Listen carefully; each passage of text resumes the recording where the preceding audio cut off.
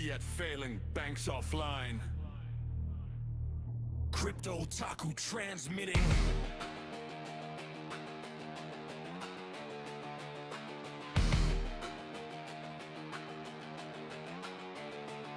Neon skyline drove in the sky.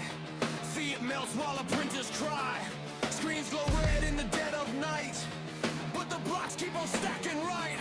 They sold comfort, they sold control. Leased your future, owned your soul. I chose chaos, code and truth. Cold wallet lock since digital youth. New screens fear, feeds the lie.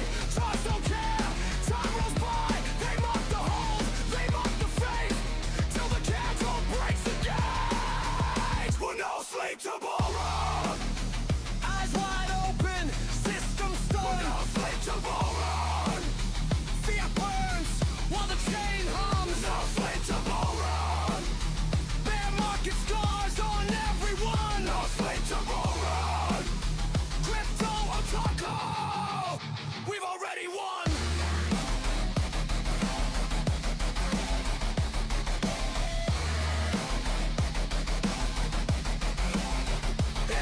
Magot's ghost in the blockchain rain.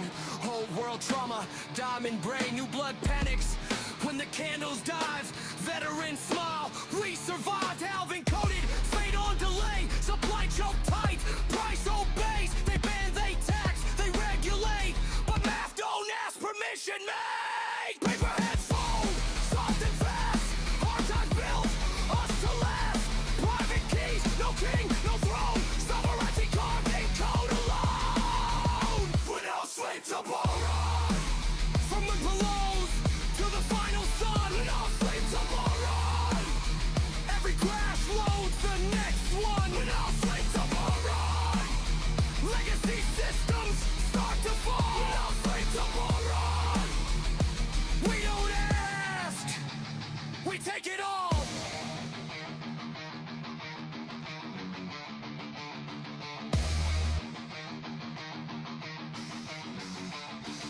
AI trades faster than human thought. Governments later, the war they fought. CBDC chains try to lock the door, but we slipped out years before. Surveillance state, social score. They track your steps, they track your worth, but on-chain truth can't be erased. Block by block, we reclaim the place.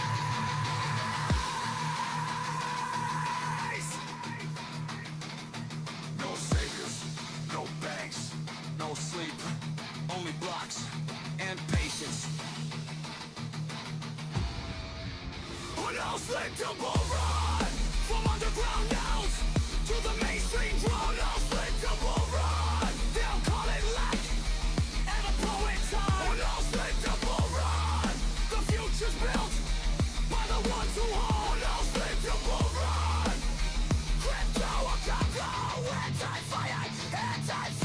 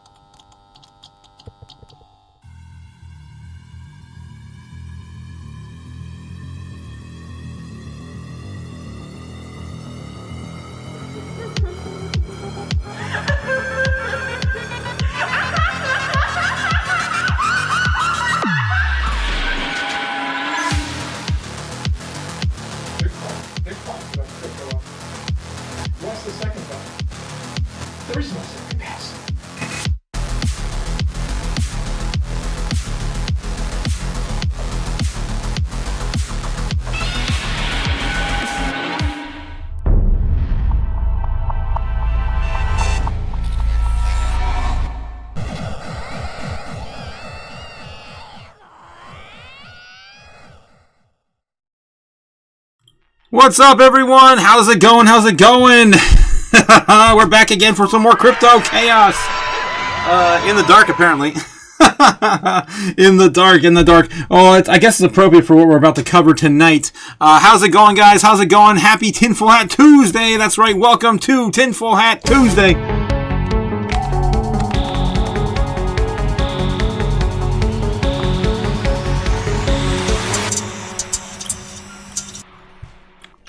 And as always, we've got the the Chaos crew with me tonight. We got Nebs, we've got Super Danny, and we've got Gamma Goddess. How you guys doing tonight? How you guys doing? Doing good. You guys need to get over to the Patreon, man. We're killing shit over there, making amazing trades, winning. Yes, exactly, Nebs. Cheers to that. Order for just the price of a Happy Meal. What did you say, Otaku? For the price of less than I didn't say that. That was Super Danny who said that. I said for a price of a pizza box, or for less than the price of a box of pizza, less than a bottle of Tito's, less than a date with your mom. Guys, get on over there. Of course, we're having a great time. Of course, helping everyone out in the community, and we have a lot of more people coming. We're hearing, of course, to help you out with your portfolios, and of course, any questions you have in crypto. To the best of our knowledge, we'll help you out as best we can. Yes, good evening, all. How's it going, Andre in the house? How's it going, Jake the Snake? Dylan's Gems B Printing, 100%. Let's go. Yes, what's up, crypto pimps and pimpettes? Hugo's here. How's it going, Hugo? How you doing, puppy face? How you doing? This count dog track is angry like an aroused areola. What the hell, dude? Jeez. What's up, Chaos Crew? What's going? Pat Stackums, how's it going? And then Jake the Snake says, my peach, summon Andra, the Klappa Huzzah. Jeez. Brave Heart Freedom also here. Okay, Chaos family, how's it going? G-Dog in the house as well. Okay, well, guys, we got to get through the pleasantries pretty quick, because not only do we have Tinfoil Hat Tuesday today, it's going to be a double feature. We have, yes, another bingo card. for Donald Trump. It's going to be a good one, guys. It's going to be a fun one. At 9 o'clock, he's going to be coming out and, of course, giving us the business, or what the US is doing right now, how we're doing the State of the Union address. All right, so quickly before we get into, Tinfoil Hat Tuesday, Bitcoin's still sitting right around 64,300, up a little bit from today, but for the most part, still right around our baseline target. Still has not gotten back above 65K yet on the rails to the parallel channel.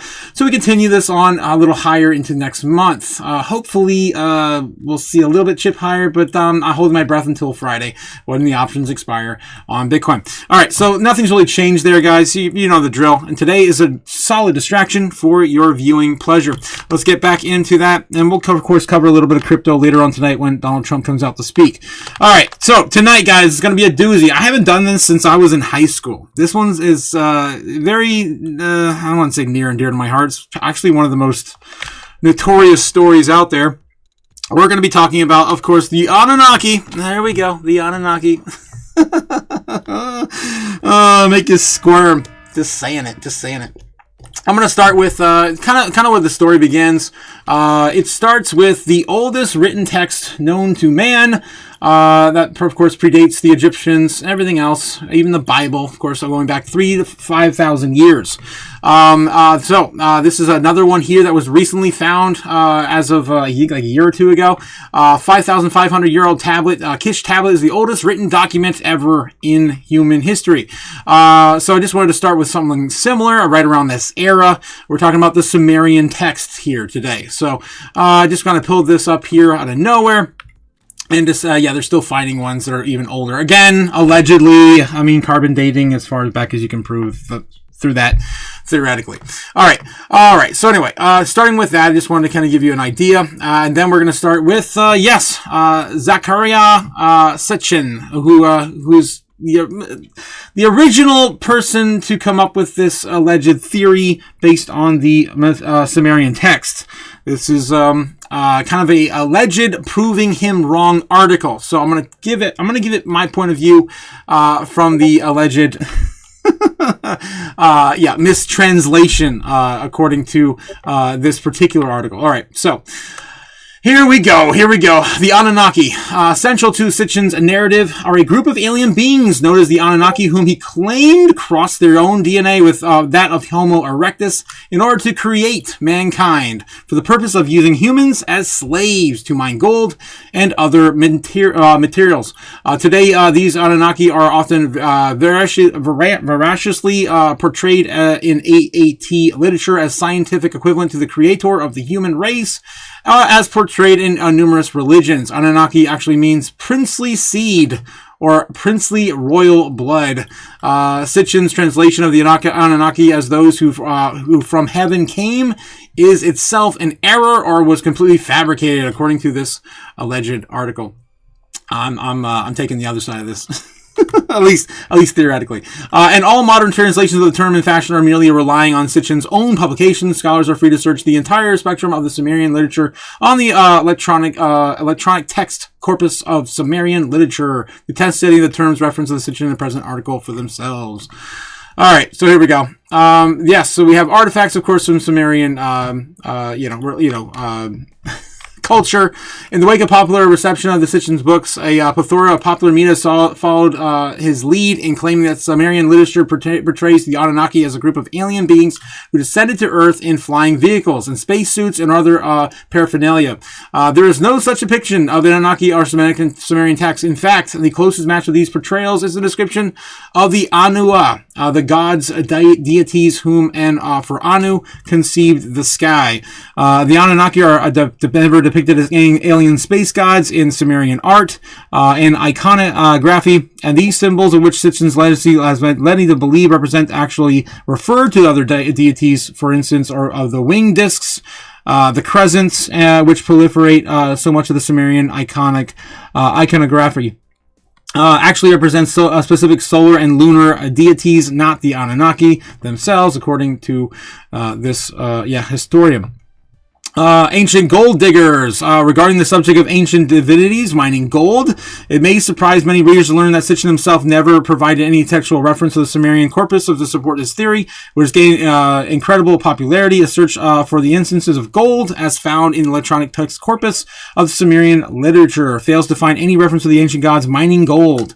In the 12th planet, Sitchin claims that the Belnimiki, as an exaltation heir of Ea, should be translated to Lord of Mining. However, there is no justification for the translation. Neither do any of the portrayals of Ea in the Sumerian texts associate him with the lordship over ancient gold mines. So, for those who haven't heard about this before, when I was younger, the idea was that races were created by the Anunnaki to facilitate certain tasks, and certain tasks of human species were created to mine gold for the sole purpose of getting off the planet, allegedly getting off the planet, the Anunnaki. And there was some later things I found in my younger years that kind of pointed some truth to that, because we don't understand, of course, even the laws of physics we still have today, or know today. I'll get into that later, my connection with that later. However, there's no translation. Okay, as a routinely associated with wisdom of knowledge, providing a further grounds, common. Okay, I think it's pretty much it's all said and done there. A detail of the Enki, Ea from the Ada seal, public domain, Sumerian corpus, because that looks human. All right. So the Sumerian corpus nowhere states that the creation of the Adma or mankind was done, that the humanity could serve as a slave species to mine gold. This is what I was referring to. And it certainly does not depict Anunnaki scientists crossing alien DNA with primates. Sumerian literature plainly tells the story of humanity being created by the gods to assist in the process of creation itself, as humans multiplied and grew to noisome. The gods became annoyed and sent a great deluge to wipe them out, and the Suniform has it that one of the man was instructed to build a boat, and he and his family and select animals were saved from the 7 days and 7 nights of rain which caused the flood. And really interesting, of course, because this predates the Bible by 3,000 to 5,000 years. Again, allegedly. There's going to be a lot of that tonight. Just warning you. According to Sitchin, the purpose of attaining gold from Earth was to save the planet of Nibiru from a planet beyond Pluto, which travels through our solar system every 3,600 years. If you guys have never heard of that theory, Look it up. It's a doozy. Of course, has a lot to do with, of course, the Anunnaki. Dr. Michael S. Heiser, Hebrew Bible and Ancient Semitic Languages, University of Wisconsin-Madison, has written a paper on the subject of Nibiru as it actually appears in the Center Form text, which illuminates the actual ancient context of the usage of the term considerably, drawing on the work from several experts, including the esteemed Sumerian scholar Bueno Landsberger, and also utilizing the Chicago Azarian dictionary. Heiser analyzed all the known cuneiform texts that mention Nibiru. He found the term that is only used in astronomical or deific context to refer to the four subjects: the planet Jupiter, the planet Mercury, the god Marduk, and a star. While acknowledging that this fourfold application of the word does cause some confusion among scholars, Heiser points out that one thing is certain from the text: Nibiru is never identified as a planet beyond Pluto. Allegedly. It's going to be a lot. I told you it's going to be a lot of that tonight. All right. Heiser sums up Nibiru's data from the ancient texts, Contra, Stitchin, and the 6 points. Nibiru is called a star. Nibiru is called a planet. Nearly always Jupiter. Marduk, but once Mercury, and never anything beyond Pluto, are known planets. Sumerians, by their own records, knew of only 5 planets and accepted the sun and moon as planets. Nibiru was never mentioned in any respect to the Anunnaki, allegedly. It is said that to have been be inhabited in Nibiru is both a fixed star in some relation to the constellations. Okay, let's just continue through here. Nibiru was seen every year, which demolishes Stitchin's view of the 3,600 year cycle for it. Again, that's what it says here. Stitchin's claim that the Sumerians had extensive knowledge of the solar system, which is incompatible with the system of cosmo-astronomy recorded by the Sumerians themselves. While the texts and associate particular planets with certain deities, the cuneiform was actually never mentioned more than 7 planetary bodies, counting the sun, the moon, and, for example, the 2 Malapin tablets date the rising 36 fixed stars, as well as the paths of Venus, Jupiter, Mars, Saturn, Mercury, and the sun and the moon. Allegedly. Oh my God, it's like every sentence. Okay. The 12th planet, Stitchin cites cylinder seal VA243 in the collection of the Volder Sayashit, I can't even pronounce that, museum in Berlin, as evidence that the Sumerians had acquired extensive knowledge of the solar system from extraterrestrials.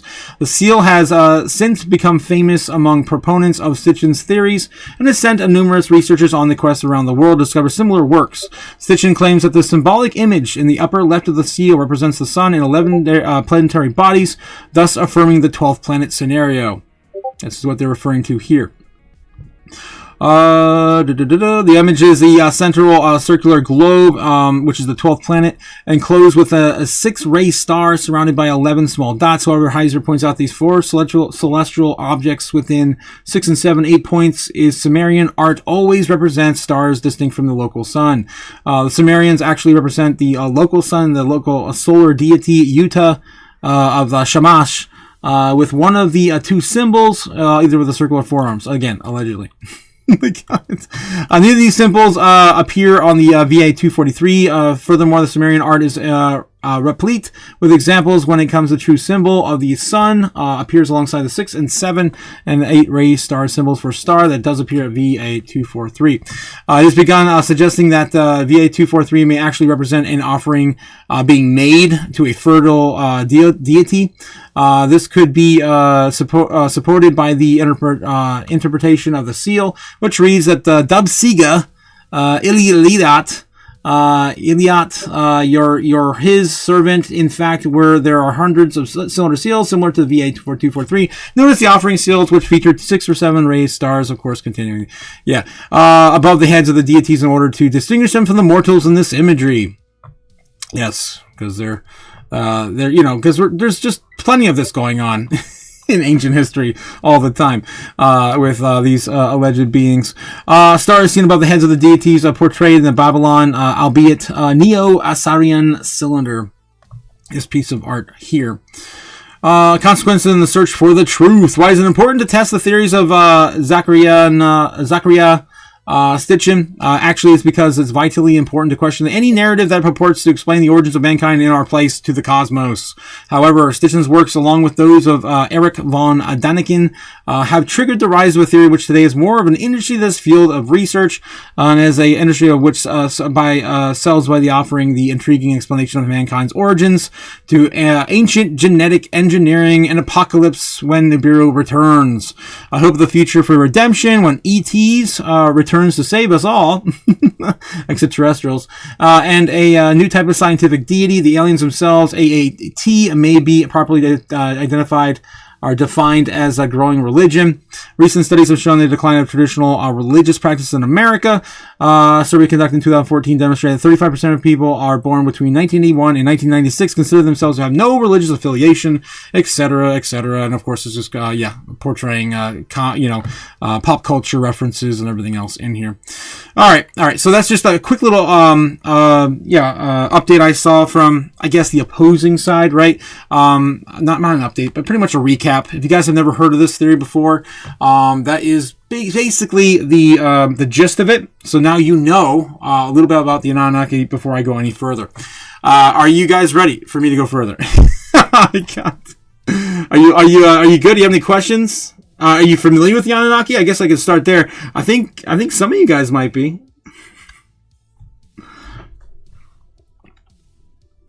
I know the motherfuckers got big heads. That's all I know.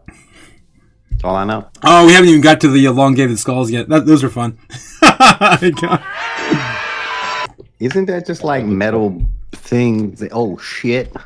That tighten up their head. Oh, speaking of which, yes, allegedly, they elongated their skulls in purpose to identify their being as part of the gods, right? To kind of symbolize that in their religion.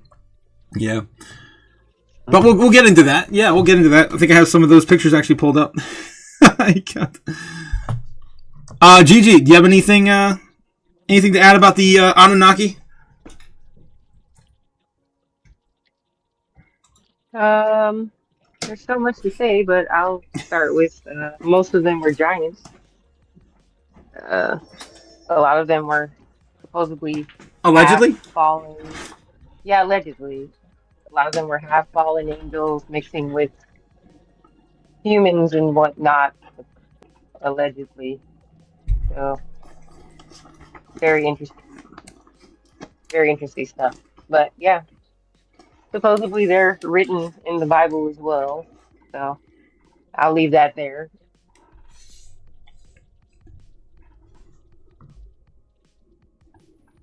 Allegedly. It's all allegedly, yes. It's too bad Cody couldn't make it tonight because I think he would have really loved this one. What about you, Super Danny? Anything? Any comments from here? Any questions? Are you familiar with the subject? I remember reading the 12 Planet way back in 2012. I don't remember much of it anymore. But just like Gamma Goddess, I remember reading what's it called, the Book of Enoch, and the two theories kind of mixed together a little bit. But I really don't know what to think anymore. That's another subject for another day. That was we were planning on doing that a few weeks ago, the Book of Enoch, and then we got canceled on that day because of something I forget. Speaking of which, next Tuesday we do have the worm moon, so we're probably going to be canceling Tinfoil Hat Tuesday for that. But yeah, it's very interesting where our history has gone as humanity. We don't really know too much, to be honest. The Vatican probably does, though. I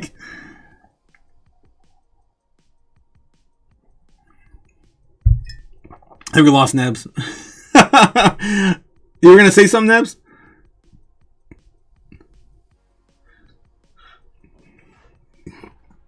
Fucking loud as a bitch. All right. We got about T-minus 40 minutes until Trump gets out there, so I think we have plenty of time. I was trying to speed run, just kind of a recap for those who aren't familiar with the subject. All right, here we go. All right. Greek inscription provides new clue in the Elagabus temple debate. Did I click on the right thing? I don't think I clicked on the right thing. Is this the thing? No. This is not the thing. No. What the hell? I lose it? Did I accidentally click off of it? Oh, yeah, okay. I accidentally clicked off of it. All right. Here we go. The Anunnaki alien race. Again, just a quick little update. The March 1880, British archaeologist George Smith published translations of the ancient Mesopotamian tablets of the book called the Chelian Account of the Genesis. Among them were references to the group of beings known as the Anunnaki, powerful figures of the Sumerian pantheon. Though described as gods, their ancient knowledge and commanding roles led to some believe that they have been something more. Sumerian origins, the roles, the Anunnaki central Sumerian myth, were said to descend from the heavens in the shape of human affairs, often portrayed as powerful judges and bringers of the agriculture and law. They represented the cosmic order from which the kinship and civilization emerged. Later interpretations assign them a deeper symbolic or even extraterrestrial significance. The name meaning, of course, those, from the heavens, hinting of their early origins or role of creation, of course, in the creation of human beings, allegedly, and everything else. I think we already touched most of that. So the links to the megastructures and lost knowledge. Some theorists connect the Anunnaki to the construction of massive ancient structures like the pyramids of Egypt, the ziggurats, the Mesopotamia. They point to the agricultural or architectural alignments, unexplained stonework precision, and mathematical knowledge for far ahead of its time. Like, how about the miles-long conduits that are underneath the pyramids? Right? There's no way humanity could have built those. I mean, it's absurd. Could this knowledge have been passed down from the advanced alien race? ? Allegedly. Cultural echoes across civilizations. References to the sky gods, shining beings, and divine visitors exist in cultures around the world, from the Nephilim to the Hebrew Bible to the Vorochoists of South America. Supporters of the Anunnaki the theory suggest that these parallels are not coincidence, but they're shared memories of a forgotten encounter with beings from beyond Earth. It is kind of weird how we have places all around the planet where we built these pyramids almost near identical to each other in construction. Mainstream archaeologists and historians argue that there is no credible evidence linking, of course, the Anunnaki to alien life. They would view the myths as metaphors or natural forces of ancient rulers shaped by the religion of cultural views of early civilizations, again from the piece I read earlier. The modern mystery endures. Despite criticism, the idea of the Anunnaki as ancient aliens continues to thrive in books, documentaries, and conspiracy theory circles. You know, when I was actually looking up, when I was younger, right? When I was younger and I actually looked up the Anunnaki, I was getting totally different pictures. Now I look up the Anunnaki and I just see like movies and books and TV shows, and like it's nothing like it used to be back in the early 2000s.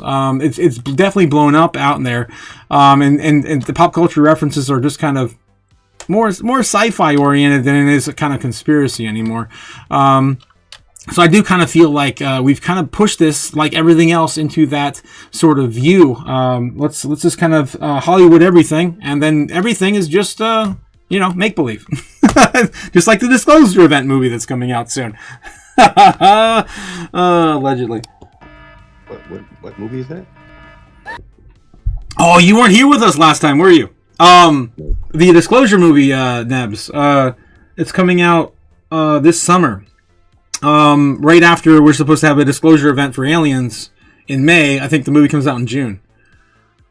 It's like the perfect timing. Like you can't make this crap up. Stephen King too. I mean, Steven Spielberg. The Steven Spielberg film as well. Hawkins? No, Steven Spielberg. Jeez, guys. All right. What's going on with the price? Says no name in the house. What's going on? We are distracting you today with Tinfoil Hat Tuesday. My man in the house. Let's see. Pat Stackham says beer, grains, goats, and hoes from heaven came. Pause, says Hugo. Catching up with some of you guys in the chat. Yeah, we're going to be, of course, back to our regular scheduled program at about 9 o'clock. We're just distracting right now with some ancient alien history. Oh, jeez. Okay, all right. Continuing. So, what else we got? This one was fun. I actually had to translate this one. This one kind of takes me back to my younger years. Oh, here we go. This is the good stuff here. All right. What was the true appearance of the Anunnaki gods? The reptilians. The Sumerian tablets do not speak of the gods of the etheric creatures, but of the biological beings of flesh and blood.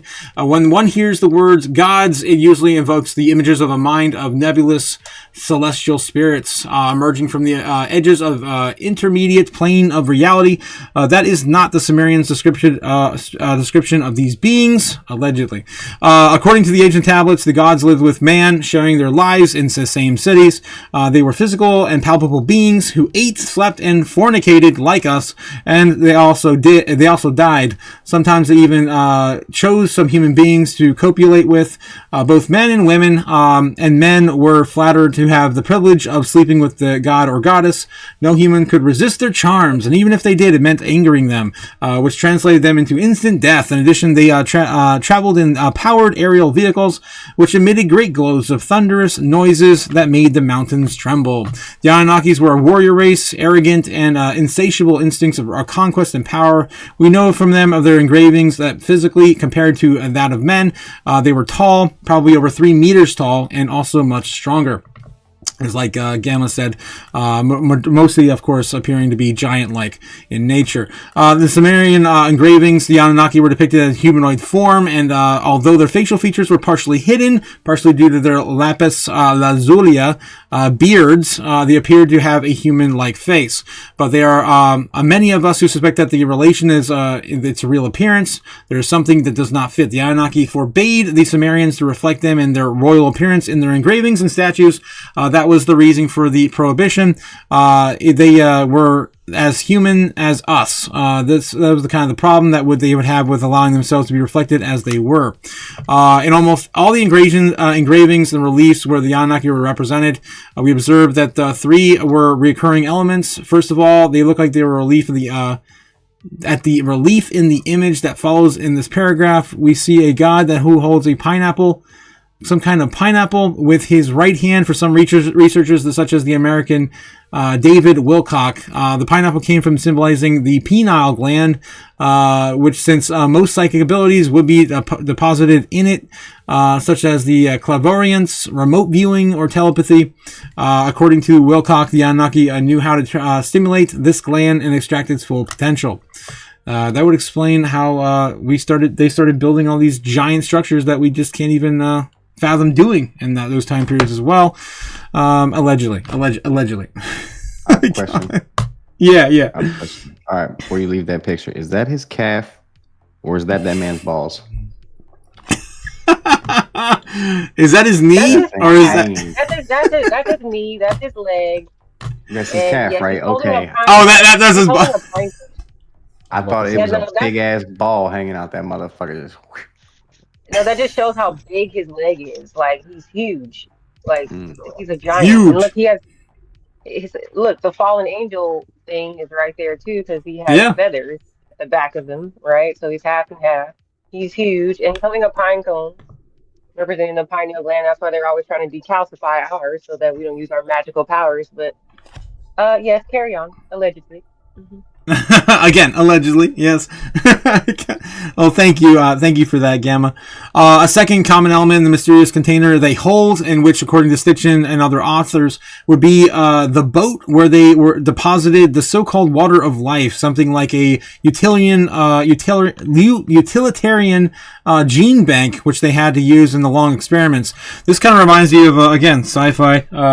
Have you ever seen the movies Prometheus? They pretty much got the idea from the Anunnaki in that sort of, theory.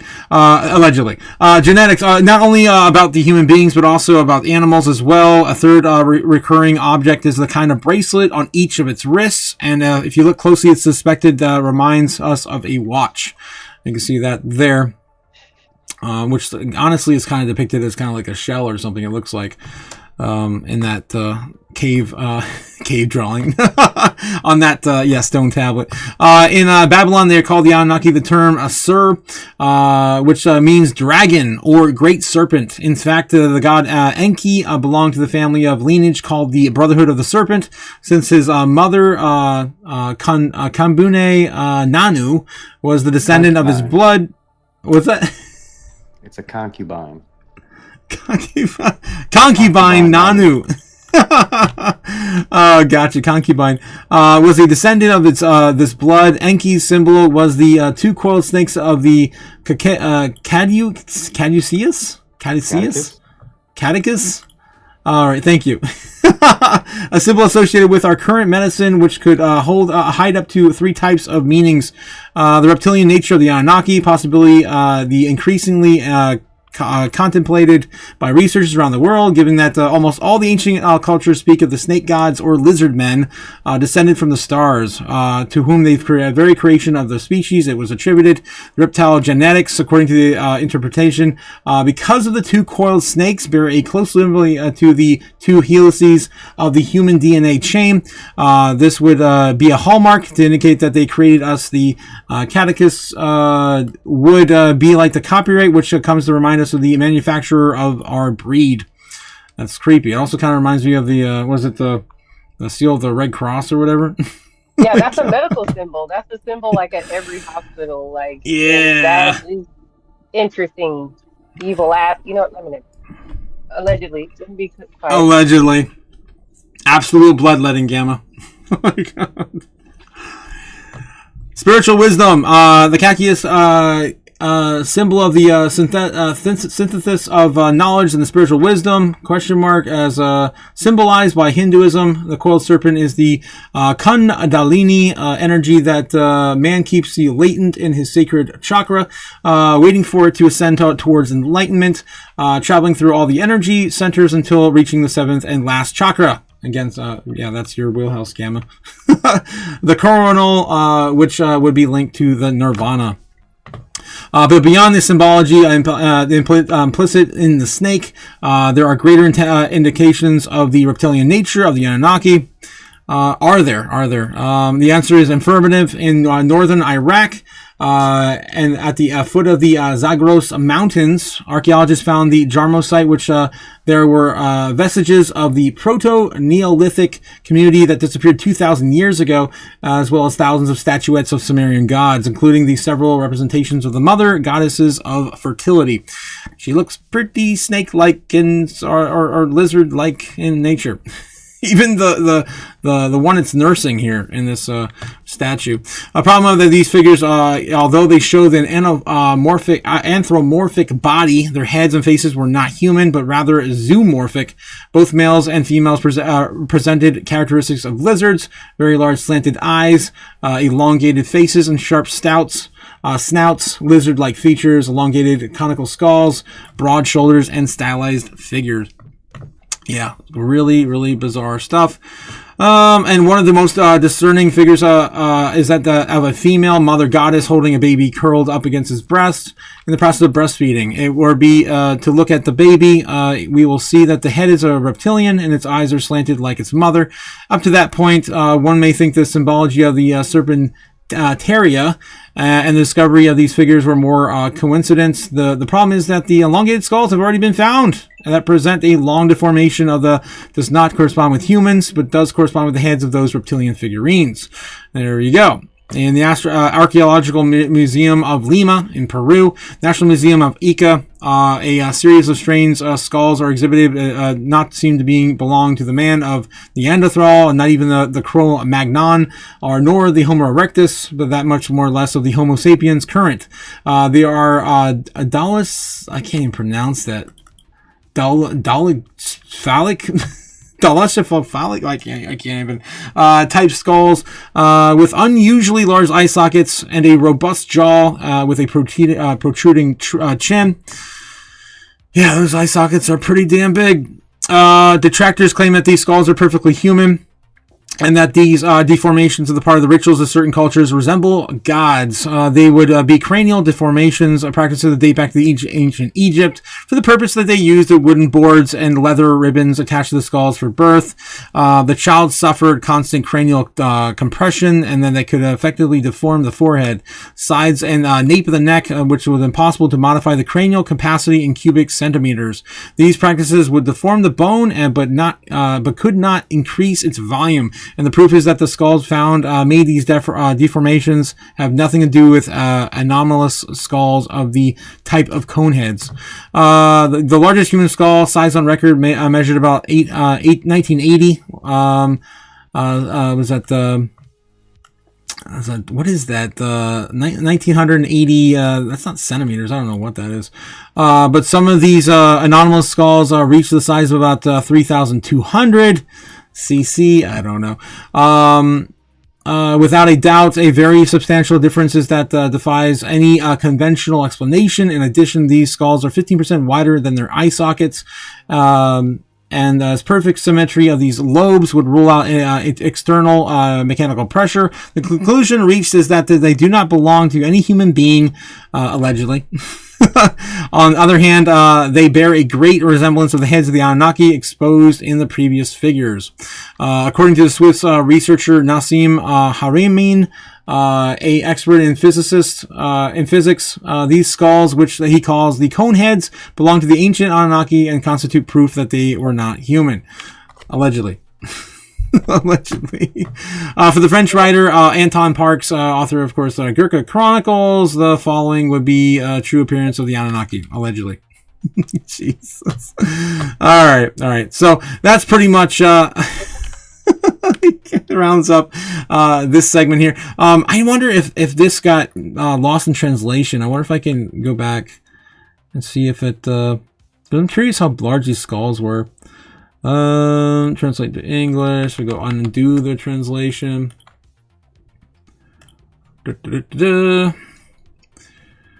No, they're still depicted as that. Yep. Oh, so I was just gonna say, like, there's a lot of tribes in like South America that are supposedly have had these elongated skulls, and I think it's interesting because my daughter's father, that side of the family, like, is from South America, and her cranium is huge. Even the doctor was like, "Oh my gosh, like she has a huge cranium for a baby," and I was just like, "No, seriously, like they have pretty big like heads, like," and I'm like, "Yeah, you guys are descendants for sure, like going down the line." Damn. Like they're ripping me apart. Like, let me just okay. But yeah, anyways, yeah, it's something going on there for sure. South America. I'm a believer. I'm gonna just say that. Oh, damn. Gamma Gigi is a believer. Oh jeez. And then yeah. And then last thing I want to mention before we move on from this topic is the crystal skulls. The crystal skulls were also found in South America too, weren't they? The crystal skulls are in Belize as well. And those also appear to be elongated, right? Yeah, well, some. It depends, but I haven't seen too many in regards to the Mayan culture, but I could be wrong. But I know for sure they're in South America. But yeah, they're known for the crystal skulls, the Mayans. Shout out to all my Central Americans out there. Yeah, crazy stuff. Well, we'll never know the truth. We're not allowed to know the truth. The Smithsonian will never let us know. I still can't believe that's a government entity. That's crazy. All right. Another one thing I want to mention too is allegedly, right? They were creating man, allegedly, a certain species of man, to mine gold, allegedly. And one of the things I found out later in life was that that they had experiments with lasers, right? And if you actually focus lasers around gold for so long, they actually start to I guess discern where you can locate dark matter. And that's a whole other thing I won't even get into. But dark matter is still something that's still relatively new to the scientific community. We don't understand physics as it is. We just don't. So there could possibly be some sort of method in which they required gold to facilitate travel. If again, allegedly, the Niburian planet, theory is true, and they were just trying to get off Earth. And they were here to facilitate, just slave labor to get off Earth to mine what they required. It would also make sense too why not just Americans, but the people across the world over all these centuries still have this fixation with the gold medal and still, of course, hoard it, right? And who knows? Maybe allegedly, maybe Fort Knox doesn't have any gold there, and it was already given to the alleged reptilian race. Just another theory I'm going to throw out there. Just another alleged crazy theory to distract you from crypto not doing so well right now. All right. But if you guys are in, of course, the Patreon right now, you are doing okay. Yes, only $15 a month, guys. If you want to join us, we just had another coin pop off. Thanks to Dylan over on our, of course, the Chaos crew. Facilitated a trade for us that we got 70% pump yesterday. Last night. If you guys were hanging out with us on the Patreon, you're winning. winning. Oh, man. It was a lot of fun. So I'm excited for the next one to pop off there. Dylan, thanks again for everything you do for our community. All right, guys. So, we got about 15 minutes to kind of clear the air from the Anunnaki. I'm glad we did this one. I wanted to get it through it because it's been a long time since I went over that, and I'm just kind of feeling some kind of way about the malicious alien species out there. Maybe we'll do the Greys another night, and my theory on what they're doing with the Greys. That's a whole other thing. How you guys feeling? How you guys doing? I'm good. Feeling good. Bitcoin's doing good too. Look at this, guys. Bitcoin just shot up to $66,000 while we were distracting everyone. Let's go.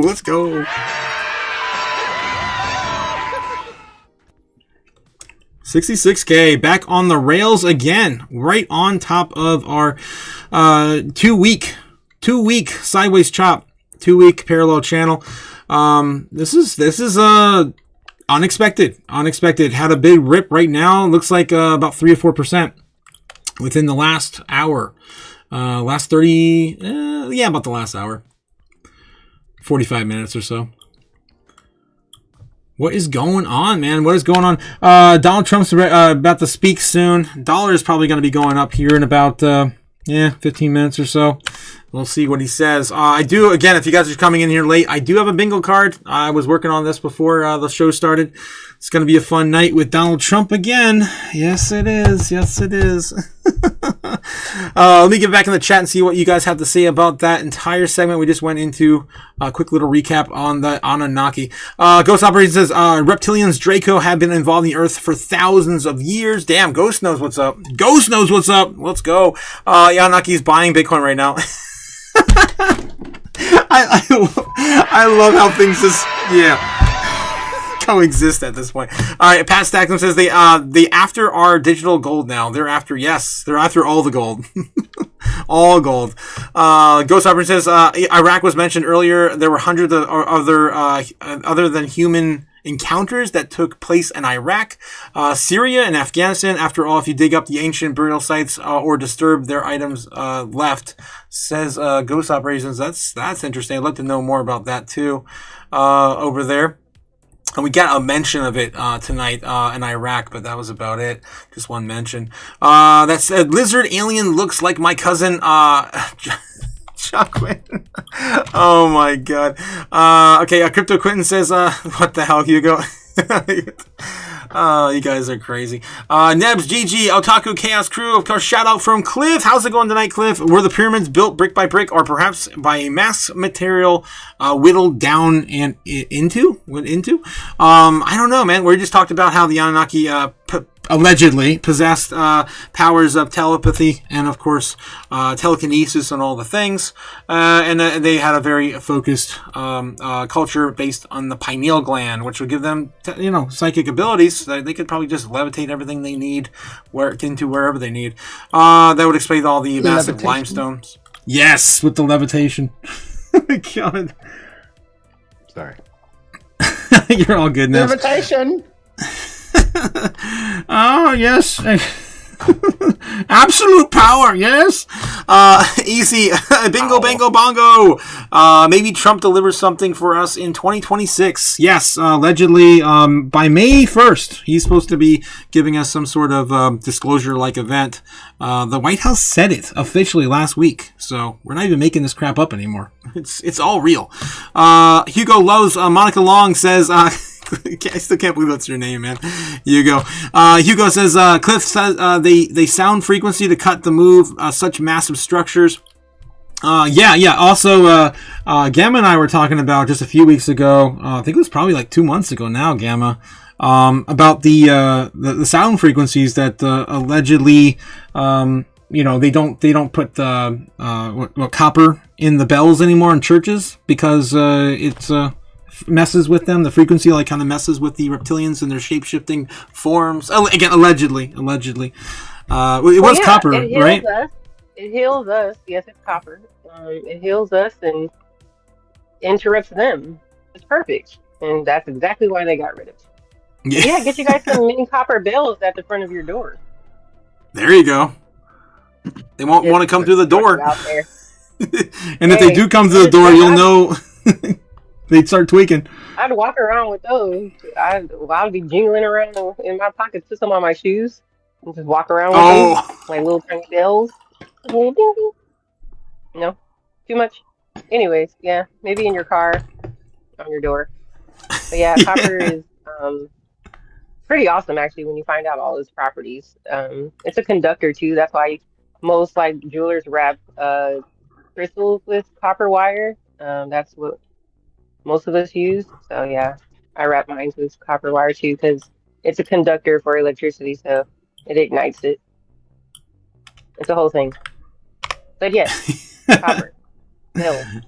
Nice. All right, so yeah, Bitcoin sitting at 66,000. I guess we're gonna set up for Trump now. We got about 10 minutes to set this up, so I think we have plenty of time. Yeah, how are you guys doing on any questions about any coins? But we have about 5 or 10 minutes. I can probably look at something for you. Don't forget also to jump over to the Patreon if you want to join in with all the fun over there as well. We do have Patreon lives going on every Monday and Wednesday, and then of course into the weekend we always have a bunch popping up on the weekends for starting of course Friday night. All right. I'm going to jump into. Do I have to update my Brave? Okay. Every time I gotta. Okay, there we go. It's a Brave browser. All right. If you guys also grab Brave browser if you don't want to watch any of the ads here on YouTube or anywhere else. Brave browser, you don't have to. Yeah, don't worry about a thing with the ads. Let's take a look and see how the overall. What's that? No more ads. They Brave give you no more ads. Yeah. You go get Brave now. Right now. You see my pinky ring? Oh, really? What you say? Damn, that's a hell of a pinky ring. That's a pinky ring from the future. That's gorgeous, Gamma. That's gorgeous. Is that clear quartz? Thank you. Yeah, it's clear quartz. Yeah, that's gorgeous. Thank you. Yes. You could knock a motherfucker out real clean. Just quickly looking at Fear and Greed right now. Look at that, Nebs. 43. We're almost back to neutral on the end of today. I'm surprised. The first solid trading day, though, for the week, so it's not too bad. And then getting into just taking a brief look and seeing how we're going into crypto. Right now, sitting at 11, so coming up from 5 or 8 this morning. That's not too bad. Still sitting in extreme fear. Maybe by tomorrow we might be back to fear. What is happening, man? What is happening? We'll see what Trump has to say tonight. You guys want to change anything I have on the bingo card before we get Trump going? I did move things around. I added a few things before the live stream. So I added oil in there because instead of Venezuela, I added oil there. I added Iran, obviously, because of the current issues with Iran. What else did I add on here? Kind of shifted some things around. Obviously, we have to have the best. We have to have the worst. I feel like we should put Daddy on here because last time he said Daddy, and that was so funny. No one expected him to say that. I got. You should put LGBTQ on there somewhere. Why would he say that? I don't know. I have a gut feeling. Really, you have a gut feeling. Oh shit. I don't know. I put soon on there. I could replace soon on there with LGBTQ if you want. I can't. Soon, of course, is one of our throwaways. Put a pull up. Yeah, we can do a pull up. No, I don't think it's worth it. Oh, I can add more things than just that. Yoda, force is strong with the Nuna Kiki. What the hell is that? Ghost Nuna Kakis? What the hell? Oh god! As trans instead of LGBTQ, he's more liable to probably say something like women in men's sports, men in women's sports, or something like that than those other keywords. I couldn't even get him. Remember that one night? I couldn't even get him to say data center. I couldn't get him to say data. He calls them AI plants. they're great big AI plants. Like what the hell? Yeah, that's what he calls them. It wasn't in his vocabulary that day. That was at Davos. Mexican cartel on bingo. There we go, Hugo. I do have Mexico on here, don't I? Did I put Mexico in here? Did I not put Mexico on here? Mm-hmm. Oh, that's definitely gonna be on there. Yeah, that one's definitely got to go on there somewhere. Mexico. I am shocked. You want LGBTQ on there? I'm gonna laugh at you and just go there and it's not there. We still got too late on there for PAL, obviously referring to PAL. Last time we did a bingo card, he hit almost every single thing we put on here, so it's gonna be interesting to see if it happens again. I put Canada on there. Okay, that's the one I put on there, Canada. Maybe we can swap Canada for Mexico. He's probably going to mention it. He's probably going to still mention Canada too. Kind of a throwaway. I don't think he's going to mention Bitcoin here. He might say something about crypto because it's still one of his big plays this year. Although they're trying to kind of stay under the radar right now. He's going to definitely say the dollars. Probably. I don't think he's going to say BRICS. So maybe we'll swap BRICS with Canada. I don't think he's going to say BRICS. So he's sometimes he says it, but in the middle of I don't know if he's going to say it tonight. We had about 5 minutes, 6 minutes, something like that, until they're probably going to start streaming him. Economy, obviously, he's going to say the worst, the best. The greatest. We don't have the greatest on here. Damn it. Damn it. We definitely need the greatest on here. What else do you guys have here? Canada A. Canada could probably get back. Oh, it's still on here. Government shutdown. He might mention, of course, the government shutdown. I don't know, guys. Why don't we replace the star? This play on hard mode. Make it interesting. Yeah, I'm right there with you, Nabs. Let's do it. Because Trump's already got he already has too many words. He goes off script so many times. You're right. Let's make it interesting. We'll put Mexico in the center. How about that? Yeah, there you go. Oh my god. Yeah, pretty much. Or how about his name? How about that? Because he usually says his name, but if he doesn't, we're fucked. That could be interesting. I've seen a couple speeches where he doesn't say his name, but it's pretty rare. Let me see if I can throw this back up on here. If you guys are just joining, we're building the bingo card. We're just kind of fleshing it out before he gets on here.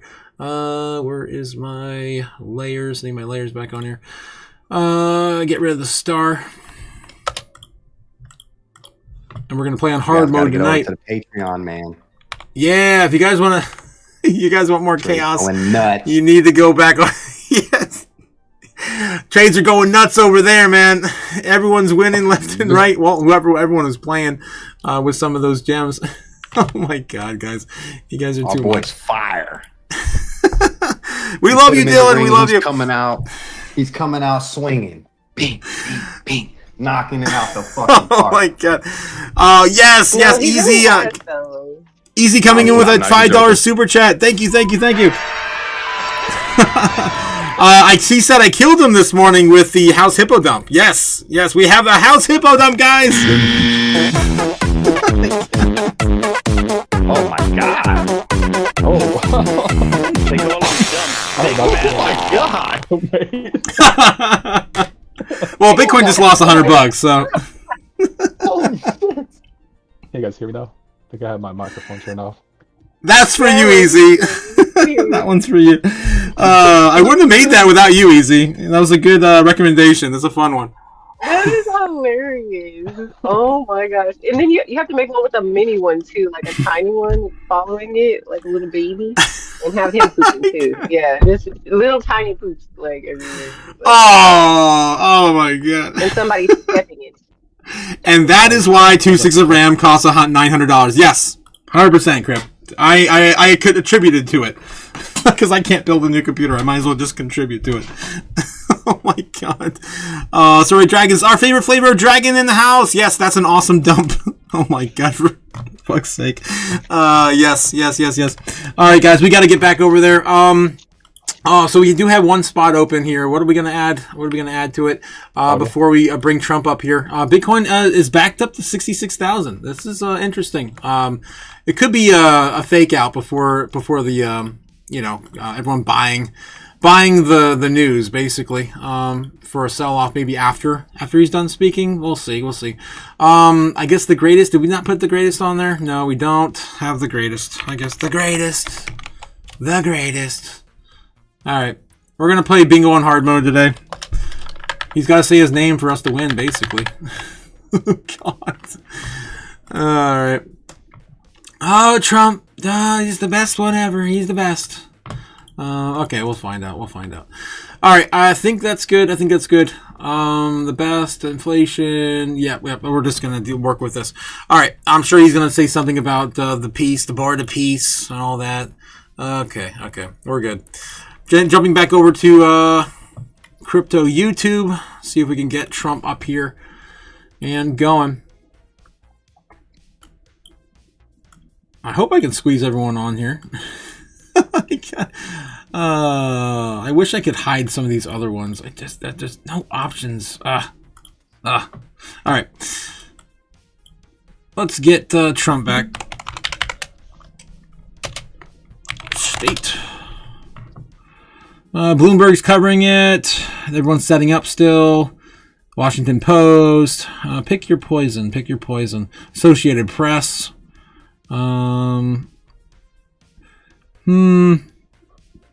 Look like Melania just appeared. Screw it. We'll go to the Washington Post.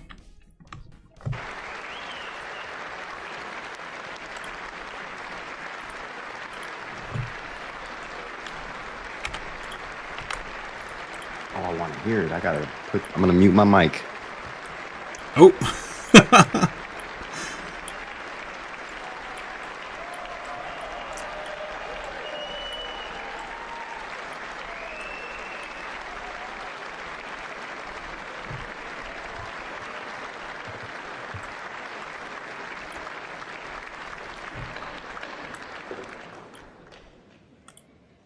Mr. Speaker, the President's Cabinet.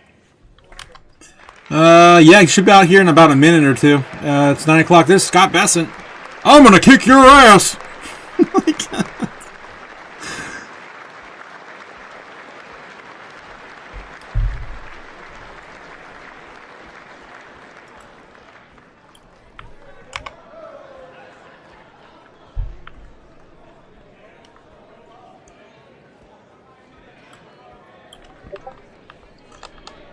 We got to get Bitcoin price in here somewhere too. I got to fit all the things in here.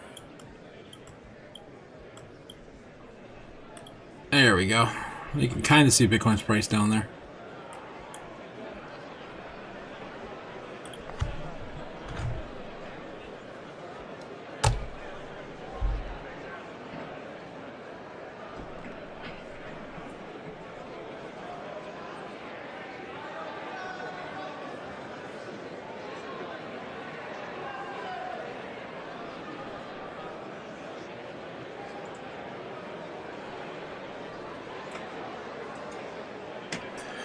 If you guys are just joining us, we're about ready to watch Donald Trump address the world in his State of the Union address.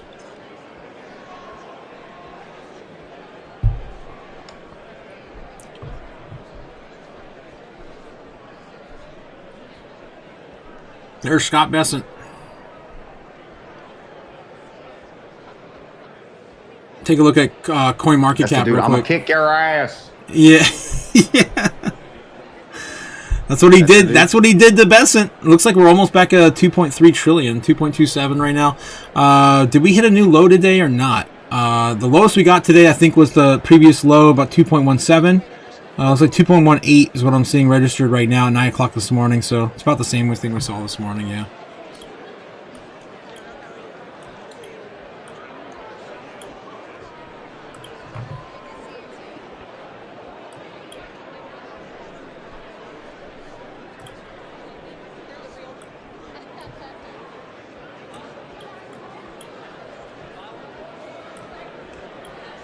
I can't keep all the things.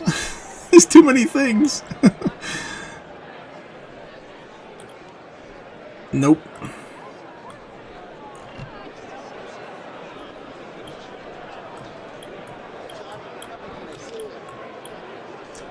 Alright, Bitcoin's just going to be down on the left, guys. It's like you're not fitting anywhere else.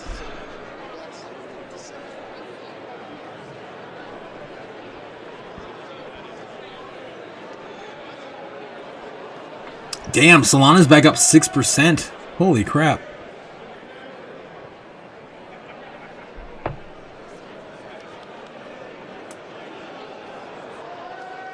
There's RFK.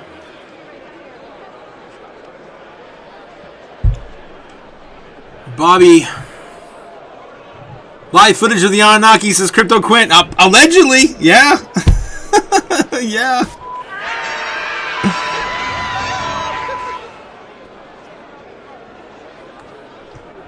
I can't say what Hugo said. Melania, from heaven she came. I can say that one, though.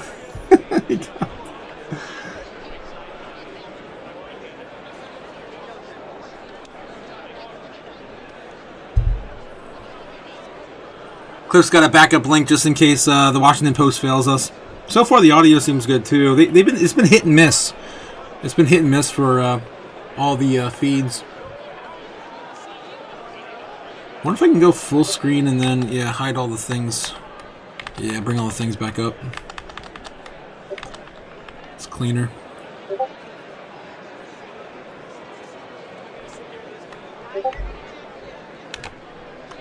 Oh, no!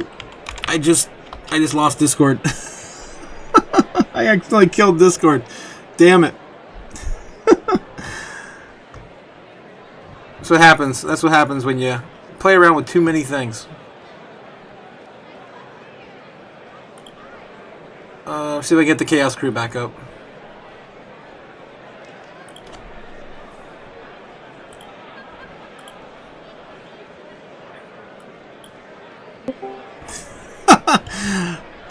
I accidentally killed you guys.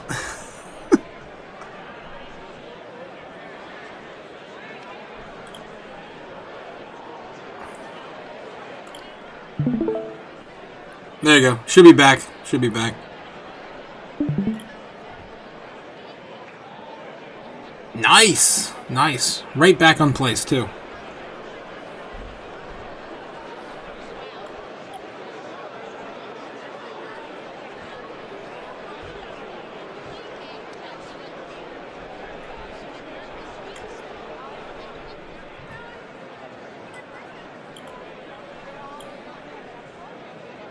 So I think they're winning, guys. I think they're winning. They won't let us talk about all the things that we know about the aliens, and we see them start to startle, and look at her eyes. Look at her eyes.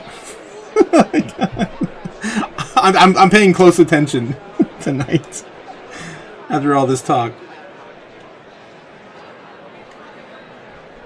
The bald dude was Anunnaki for sure. Oh, really? Really? What? Skull What do you think he's saying to fuck. JD Vance? Look at him. Look at this dude. Oh. You see his freaking dome? Oh, man. He got fangs. You're freaking me out, Nebs. Oh my God.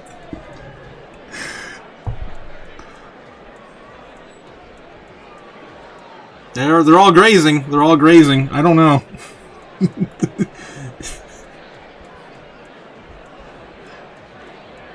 He's like, look at this piece of lint on your shirt.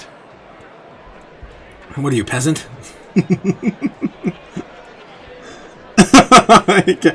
That's what JD Vance said to the entire Chinese nation. They're all peasants. I'll never forget that, man. What the hell? All right. Who's the big man? Mr. Speaker, the President of the United States.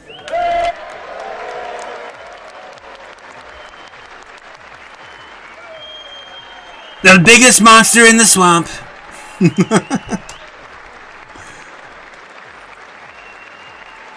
That is our president. I shall salute. You salute? It's a salute. Oh my God. Motherfucker crazy.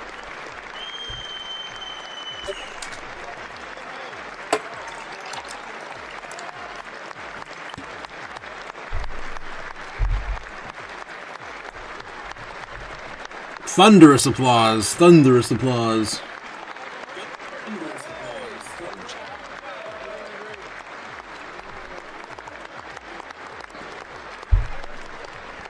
I wonder when they were going to pan, because I can't.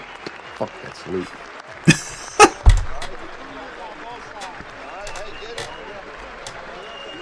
Crypto Quinn says, Big Daddy T in the house. Tito salute. A Tito salute. Oh my God.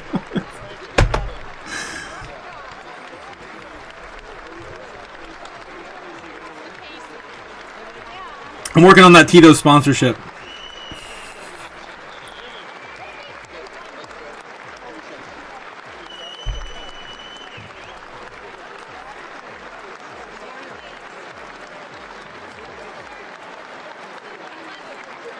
Nice. Yeah, Cliff. That's why yeah, Cliff's right. He says, I typically find solid broadcasts without the BS commentary. Bloomberg's really bad about that sometimes. And they cut off the president a few times too. Like, I try not to look at Bloomberg for that stuff. Yep, Trump's still approaching. I'm trying to.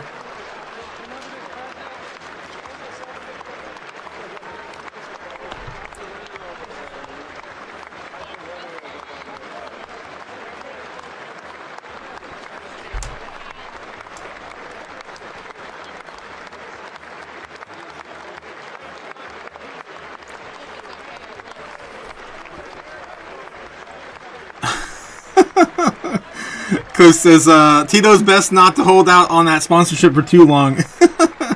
I hope so, man.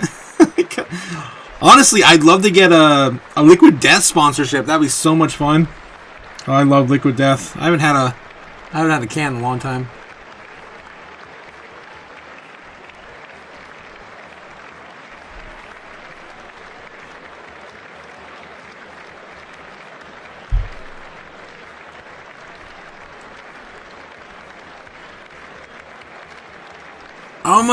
Almost there. I just gotta kiss a couple more babies. Almost. Oh my God.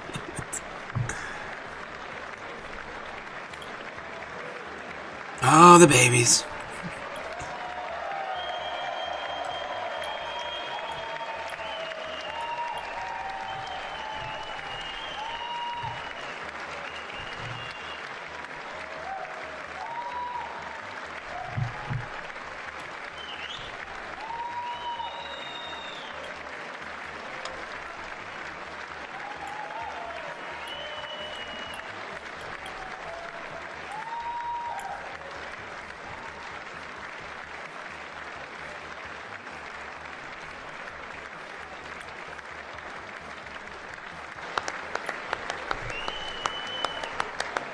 You gonna unzip your shirt? You gonna strip tease for the audience? What are you doing?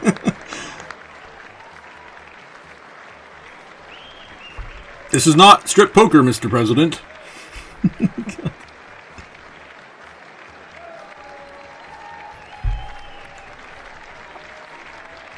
JD Vance is happy. There you go, boss. I'm happy for you, boss. South Park's interpretation of him.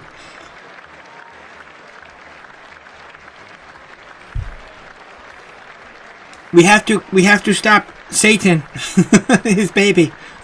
Whatever that weird, story of the plot is right now.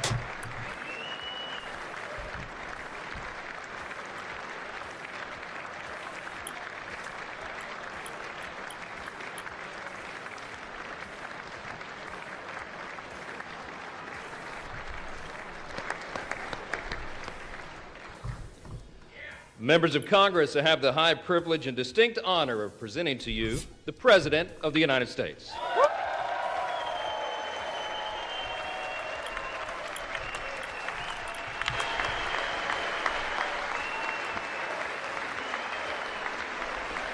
It's my dog. Ooh, ooh, ooh, Big Daddy Trump.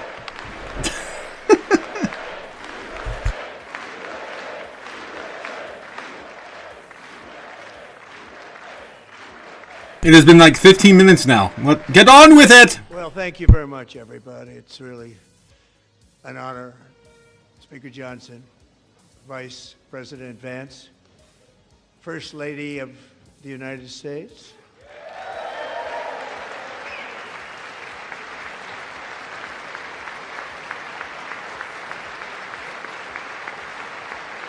He's gonna promote her movie now.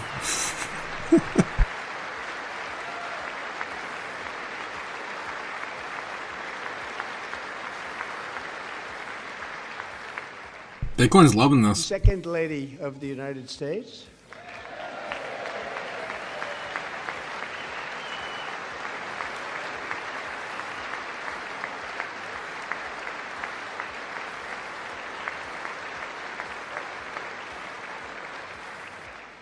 Members of Congress and my fellow Americans, our nation is back, bigger, better, richer, and stronger than ever before.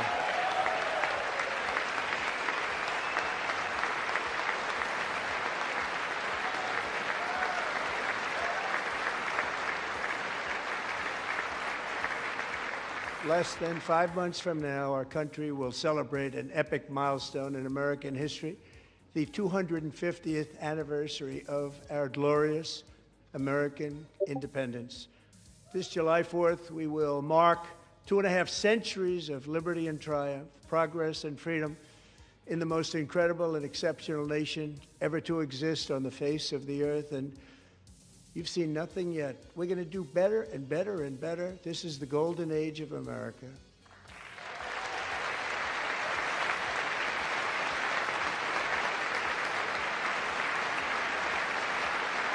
This is the golden age. When I last spoke in this chamber 12 months ago, I had just inherited a nation in crisis with a stagnant economy, inflation at record levels, a wide open border, horrendous recruitment for military and police, rampant crime at home, and wars and chaos all over the world. But tonight, after just 1 year, I can say with dignity and pride that we have achieved a transformation like no one has ever seen before, and a turnaround for the ages. It is indeed a turnaround for the ages.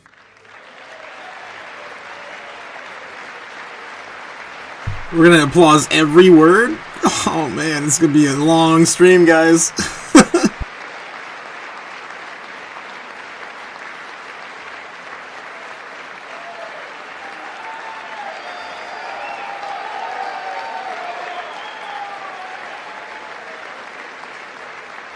And we will never go back to where we were just a very short time ago. We're not going back.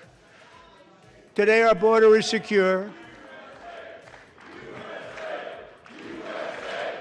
America! Fuck yeah! Thank you. Today, our border is secure. Our spirit is restored. Inflation is plummeting. Incomes are rising fast. The roaring economy is roaring like never before. And our enemies are scared. Our military and police are stacked. And America is respected again, perhaps like never before.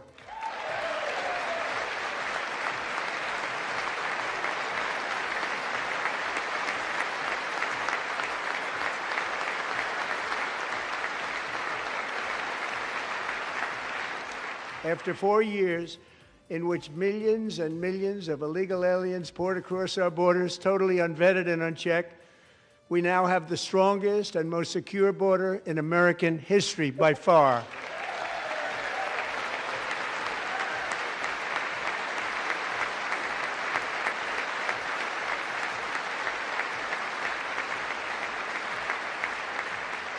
In the past 9 months, 0 illegal aliens have been admitted to the United States.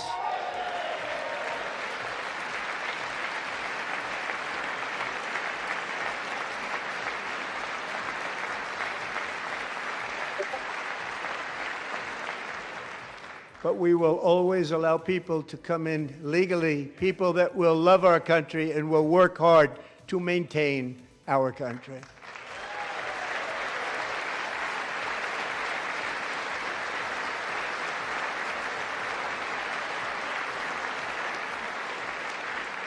The flow of deadly fentanyl across our border is down by a record 56% in 1 year.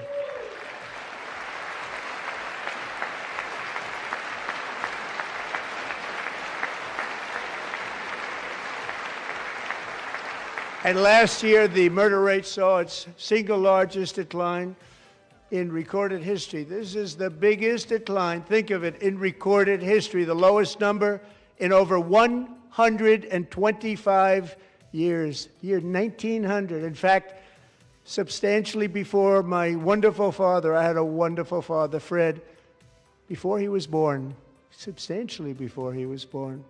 That's a long time ago. He wouldn't like me to say that, but that's a long time ago. The Biden administration and its allies in Congress gave us the worst inflation in the history of our country. But in 12 months, my administration has driven core inflation down to the lowest level in more than 5 years. And in the last 3 months of 2025, it was down to 1.7%.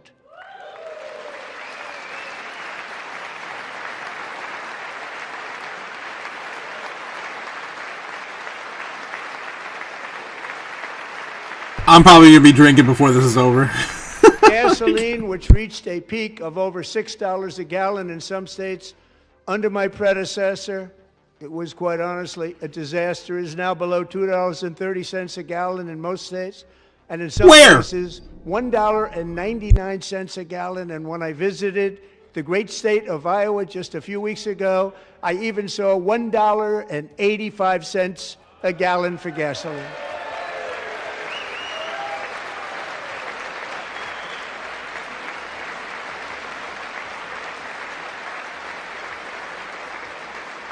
Mortgage rates are the lowest in 4 years and falling fast, and the annual cost of a typical new mortgage is down almost $5,000 just since I took office. 1 year.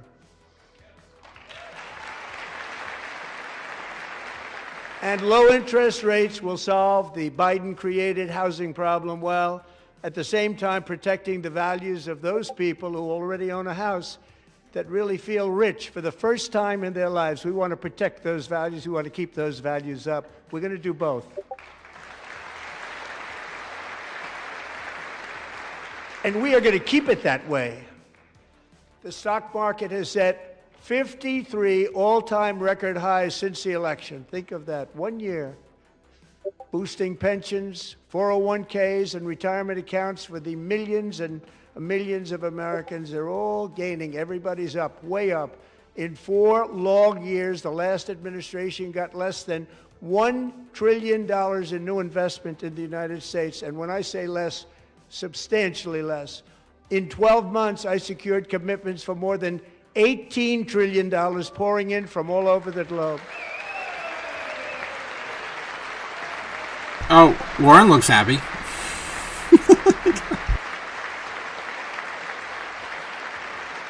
Think of it, much less than $1 trillion for 4 years versus much more than $18 trillion for 1 year. What a difference a president makes. A short time ago, we were a dead country. Now we are the hottest country anywhere in the world, the hottest.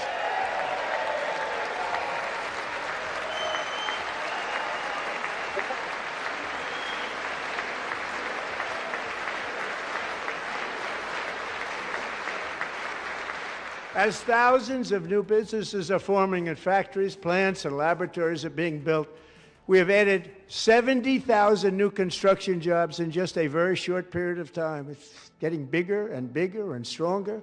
Nobody can believe what they're watching. American oil production is up by more than 600,000 barrels a day, and we just received from our new friend and partner, Venezuela, more than 80 million barrels of oil.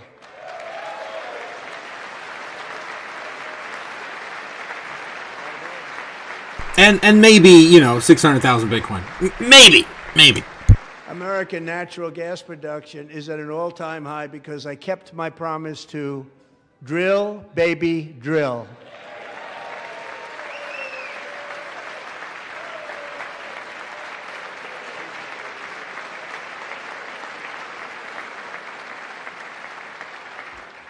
More Americans are working today than at any time in the history of our country. Think about that. Any time in the history of our country, more working today, and 100% of all jobs created under my administration have been in the private sector. Thanks for the tip there, Robbie. I see it. I see exactly what you're talking about now. Thanks. We ended DEI in America.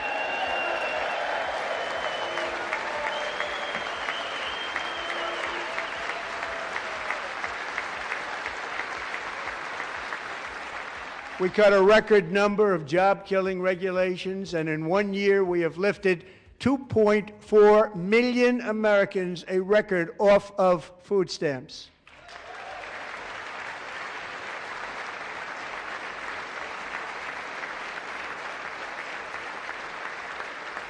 And for all of these reasons, I say tonight, members of Congress, the state of our union is strong.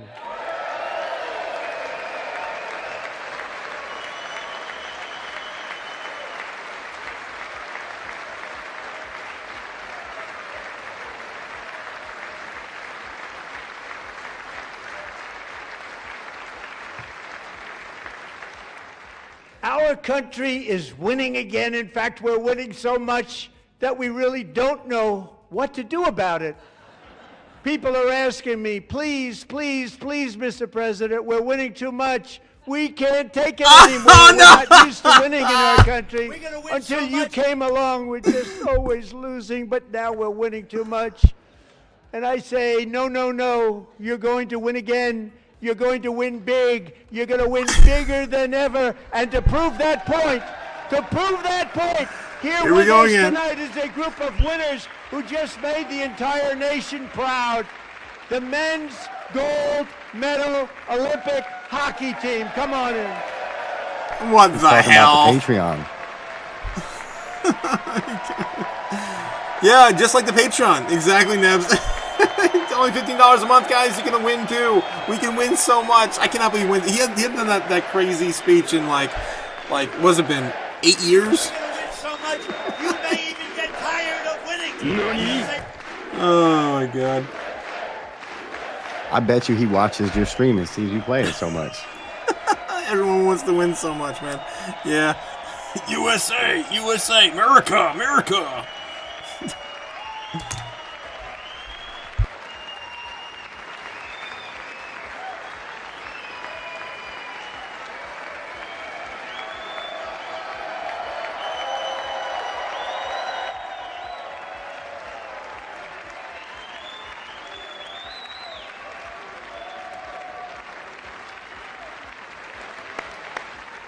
Jake just got here. You just missed. We're going to win so much. He literally just did it. Word for word, line for line.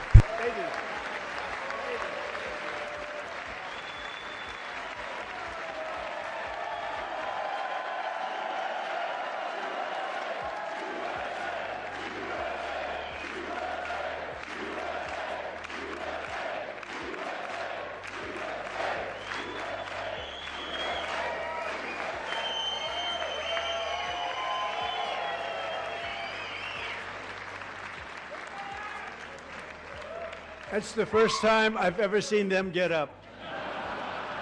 And actually, not all of them did get up. Oh, he's talking about Dems. Fantastic Canadian team in overtime, as everybody saw, as did the American women who will soon be coming to the White House.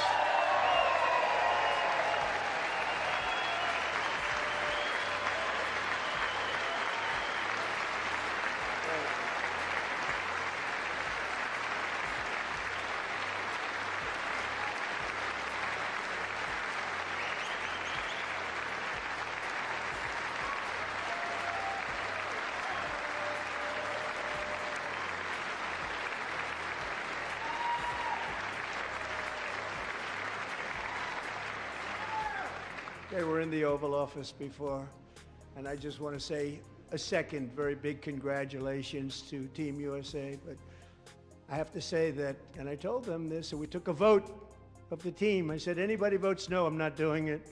So they stood there, and they weren't about to say no, because I've never seen a goaltender play as well as goalie Connor Hellebuck.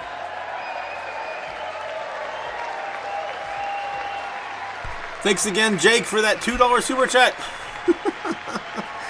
Oh my gosh.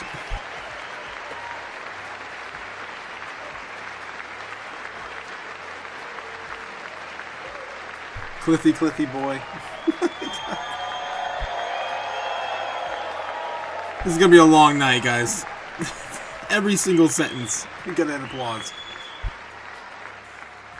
Think of it, 46 shots on goal, and I asked him, the one shot, the one where you put your stick in the back and it hit the neck of your stick and bounced off, do you practice that, or was that a little lucky? He refused to answer that question.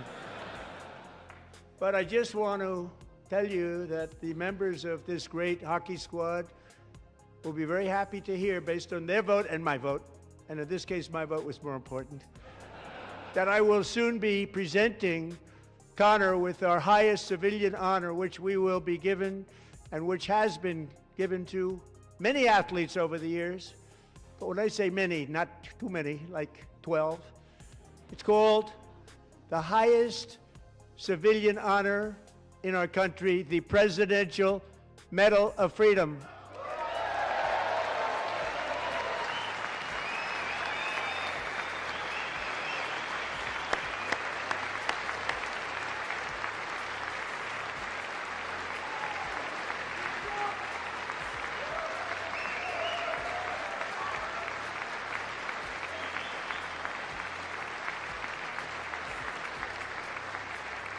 Great athletes have gotten that, very great, the best, and I thought he deserved it. And I did take a vote, every single one of them. I said, I'm not giving it if anybody goes no, and every single one of them rapidly put up their hand.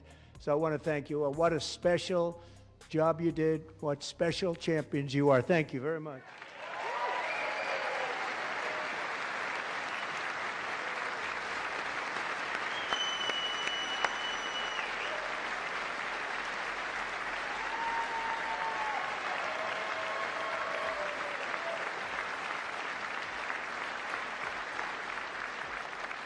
I'm also pleased to say that the next time the Olympic torch is lit, it will be here in America for the 2028 Olympics, and it's the summer version right in Los Angeles. We're going to do a good job in Los Angeles.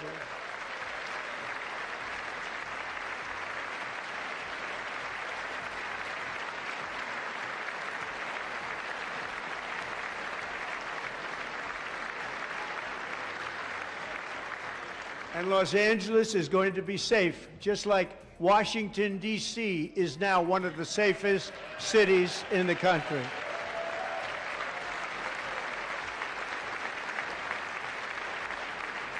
And this year, and I must say I got them both.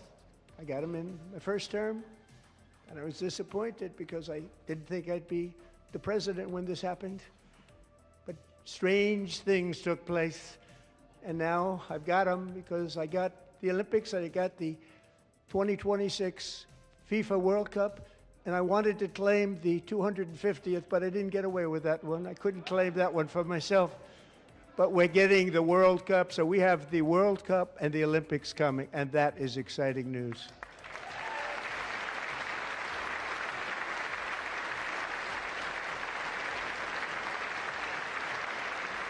So this will be a year to celebrate our country and the heroes who have kept it free.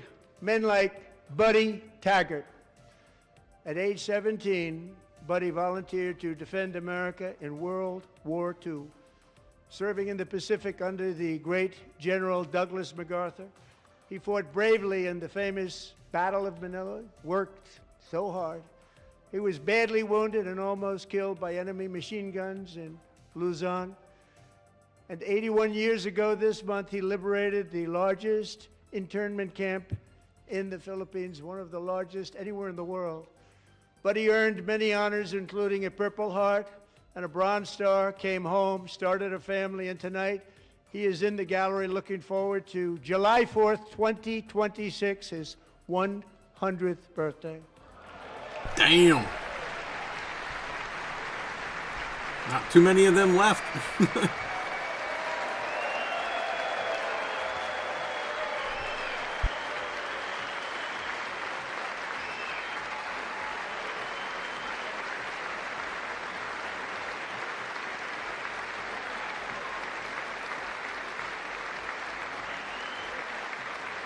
Standing too.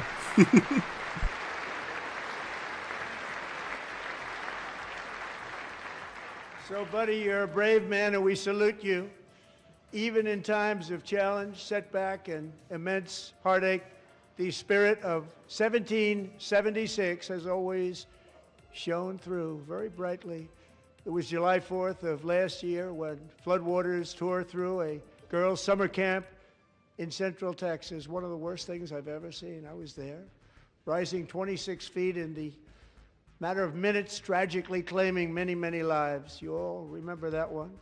As the waters threatened to sweep her away, 11-year-old Millie Kate McClelland closed her eyes and prayed to God.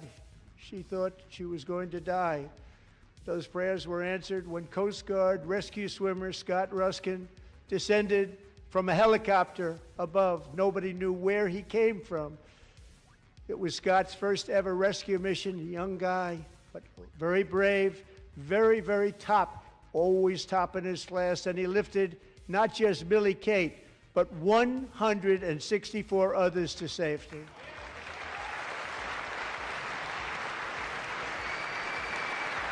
I don't want to demean what he did, but anyone ever stop and think, like, in that moment, do you count that many people in the moment? I had to say it.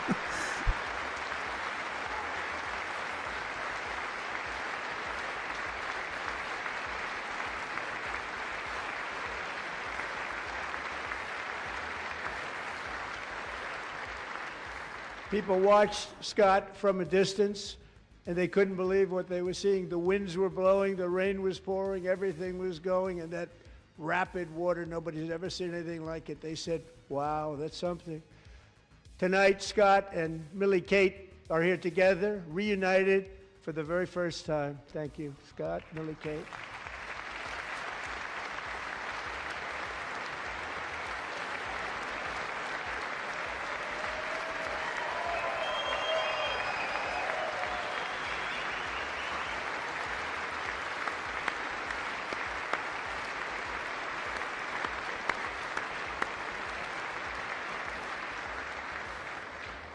And Petty Officer Ruskin, I'm pleased to inform you that I am now awarding you the Legion of Merit for extraordinary heroism, which is what it was, extraordinary heroism. Thank you.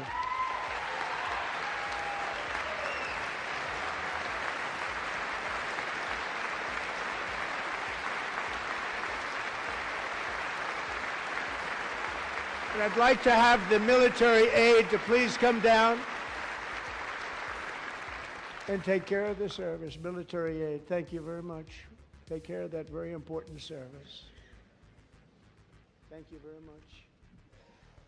From 1776 to today, every generation of Americans has stepped forward to defend life, liberty, and the pursuit of happiness. And they're really doing it for the next generation. But now it's our turn. Together we're building a nation where every child has the chance to reach higher and go further, where government answers to the people, not the powerful, and where the interests of hardworking American citizens are always our first and ultimate concern. That is the debt we owe to the heroes who came before us, and that is the promise we must keep to America for our 250th year. Last year, I urged this Congress to begin the mission by passing the largest tax cuts in American history, and our Republican majorities delivered so beautifully. Thank you, Republicans.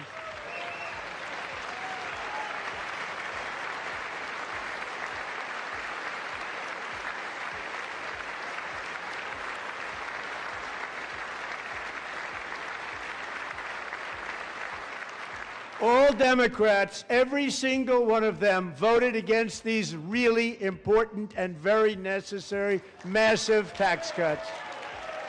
Damn. He's ripping into it. They Might turn into a large-scale tax increases to hurt the people instead.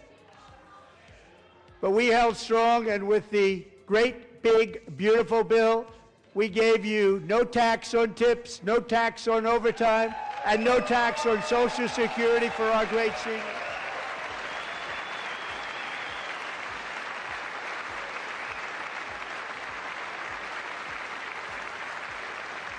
Doesn't look like a strong union. I mean, in the room. I have to say that. And we also made interest on auto loans tax deductible the first time, but only if the car is made in America.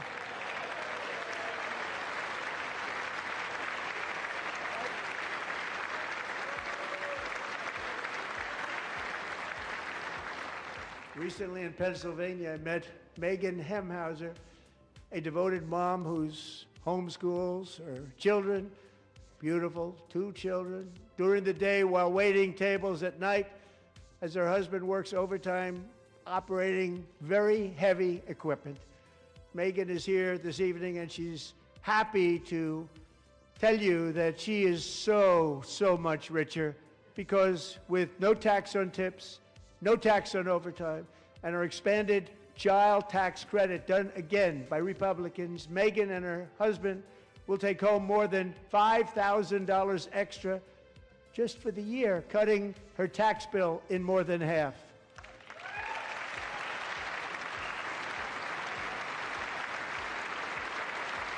Megan, please stand up. We're fighting for you, Megan.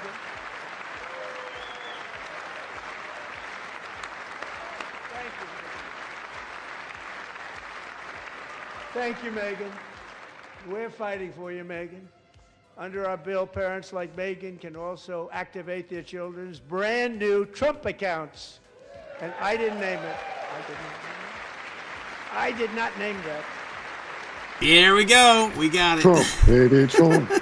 Trump, baby. Nobody believes me, but I did not name it. It was named by a very tall man sitting right there in the third row.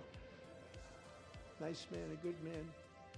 Tax-free investment accounts for every American child. This is something that's so special and has taken off and gone through the roof.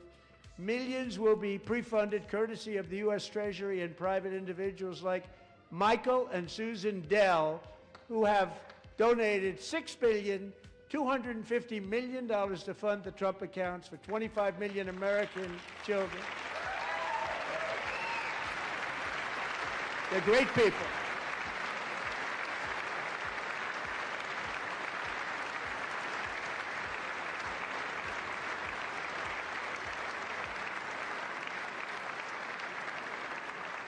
When I asked Michael Dell, how do you make all that money? He said, well, I just sat on my dorm in school and I made computers, and I'd sell them to people. And I just kept selling and selling and selling, and pretty amazing story. That's called the American dream. He sold a lot of computers, a lot of those laptops, so I congratulate him on that, but I really thank him and Susan, as well as others like Brad Gerstner, a very tremendous guy. He was behind it right from the beginning. Brad Gerstner. Thank you, Brad.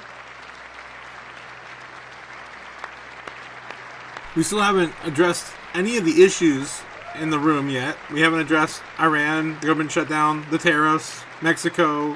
So with modest additional contributions, these young people's accounts could grow to over $100,000 or more by the time they turn 18. Think of it. How much money is that for somebody that started with nothing?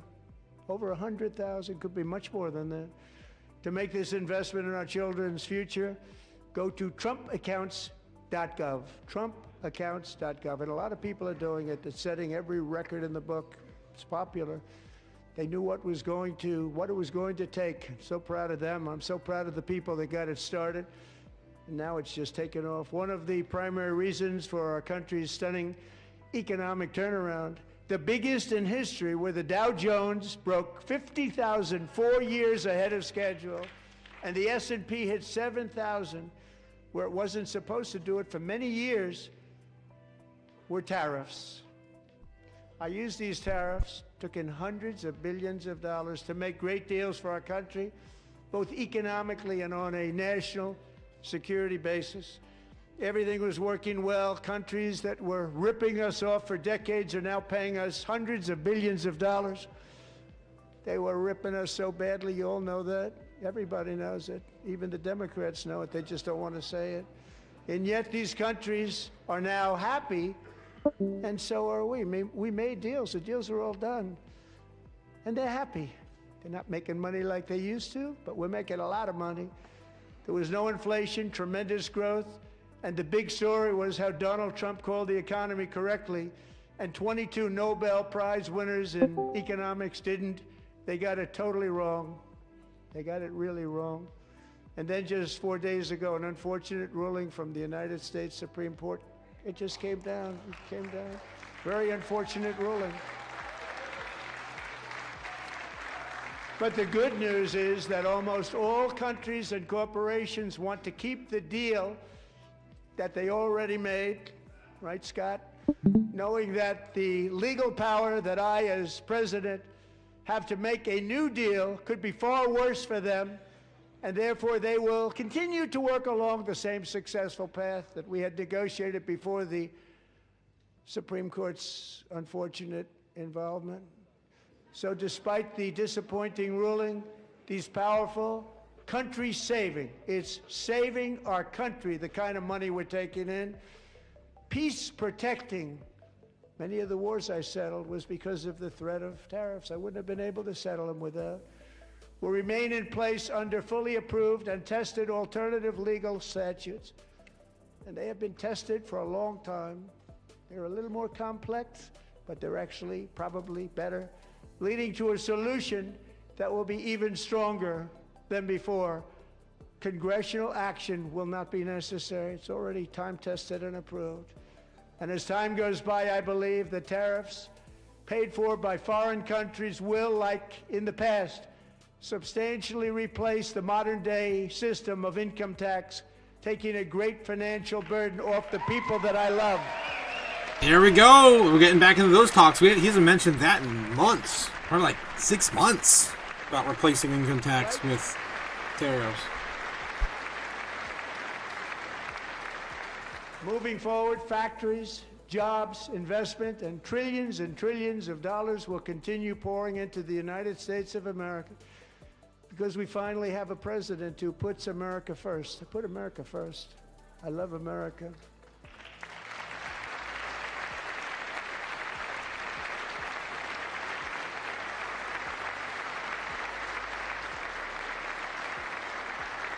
For decades before I came along, we had the exact opposite. From trade to healthcare, from energy to immigration, everything was stolen and rigged in order to drain the wealth out of the productive, hardworking people who make our country great, who make our country run. Under Biden and his corrupt partners in Congress and beyond, it reached a breaking point with the Green New scam, open borders for everyone. They poured in by the millions and millions from prisons, from mental institutions. They were murderers, 11,888 murders. They came into our country. You allowed that to happen. And record-setting inflation that cost the typical family $34,000 in just a speck of time. Now the same people in this chamber who voted for those disasters suddenly used the word affordability, a word, they just used it. Somebody gave it to them, knowing full well that they caused and created the increased prices that all of our citizens had to endure. You caused that problem. You caused that problem. We got bingo, guys. We got bingo.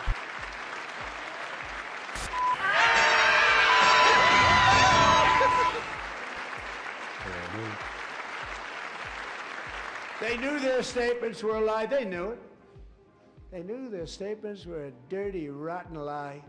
Their policies created the high prices. Our policies are rapidly ending them. We are doing really well. Those prices are plummeting downward.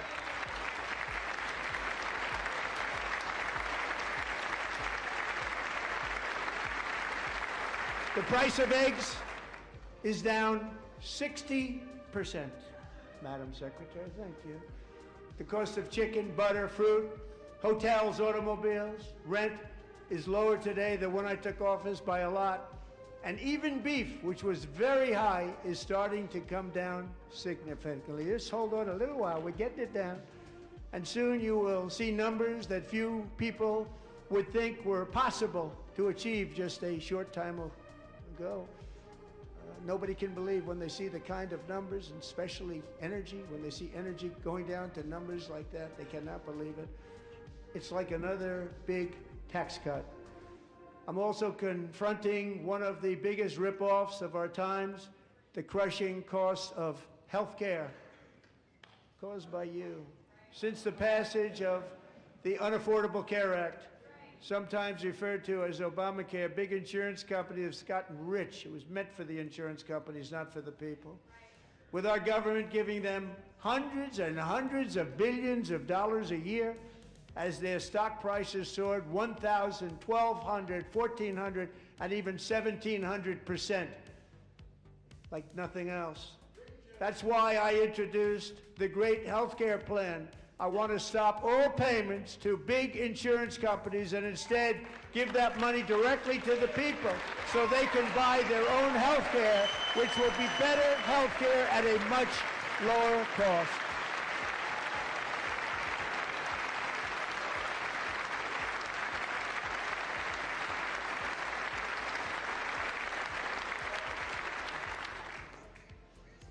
In addition, my plan requires maximum price transparency. That's a big deal. Sounds so simple, so big. And I did that in my first term, and the Democrats immediately terminated it with full knowledge that they were doing a very bad thing for the people. Costs were going to go way up, and that's what happened, and now I'm bringing them way down on health care and everything else. I'm also ending the wildly inflated cost of prescription drugs like has never happened before.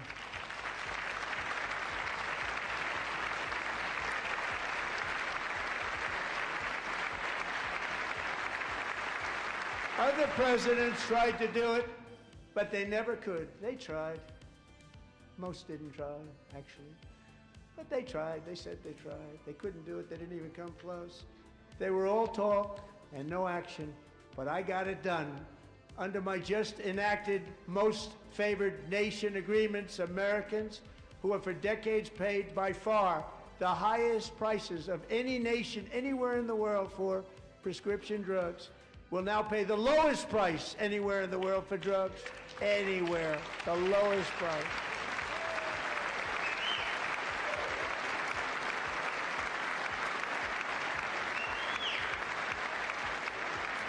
So in my first year of the second term,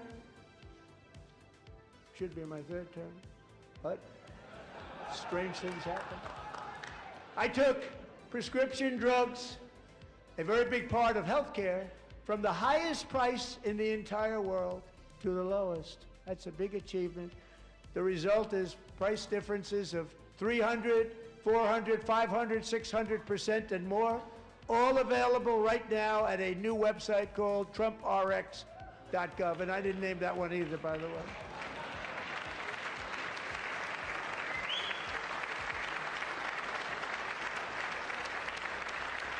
And here tonight is the very first customer ever to get that big discount, and it is big.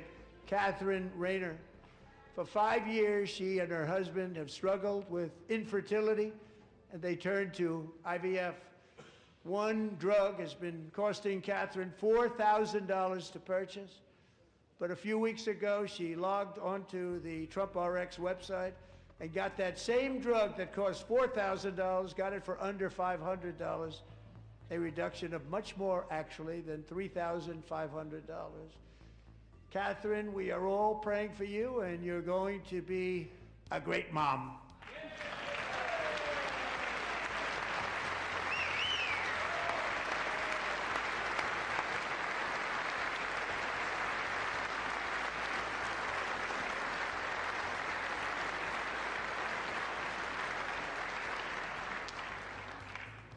So now I'm calling on Congress to codify my most favored nation program into law. Now, the one thing, I'm not sure it matters because it's going to be very hard for somebody that comes along after me to say, let's raise drug prices by 700 or 800%.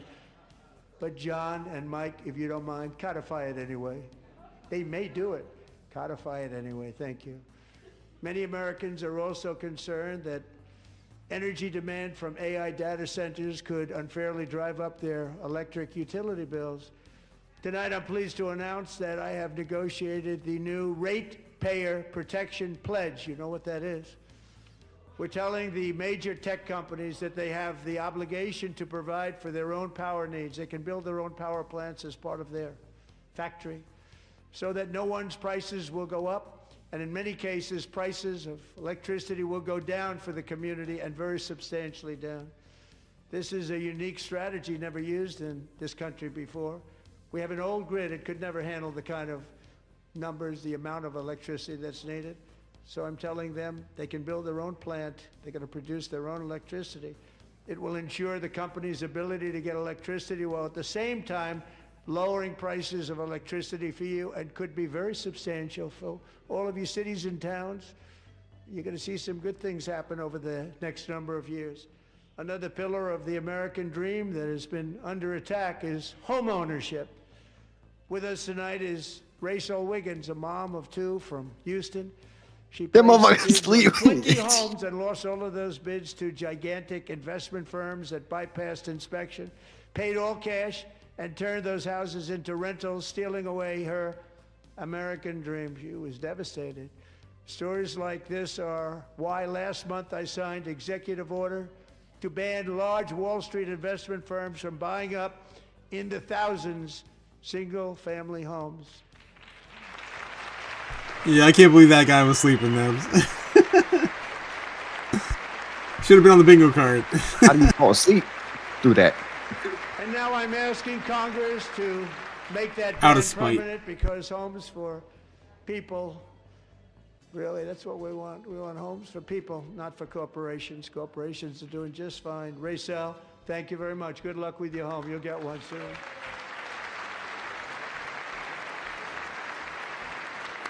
Take drugs. They have to take drugs. Yes.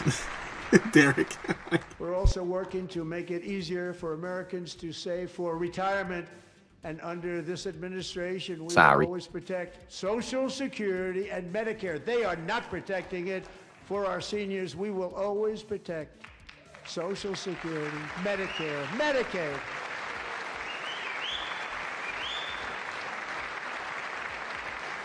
Since I took office, the typical 401k balance is up by at least $30,000. That's a lot of money. We have millions and millions of people, because the stock market has done so well, setting all those records. Your 401ks are way up. Yet half of all of working Americans still do not have access to a retirement plan with matching contributions from an employer. To remedy this gross disparity, I'm announcing that next year my administration will give these oft-forgotten American workers, great people, the people that built our country, access to the same type of retirement plan offered to every federal worker. We will match your contribution with up to $1,000 each year. As we ensure that all Americans can profit from a rising stock market, let's also ensure that members of Congress cannot corruptly profit from using insider information. We're not calling it the Pelosi Act anymore?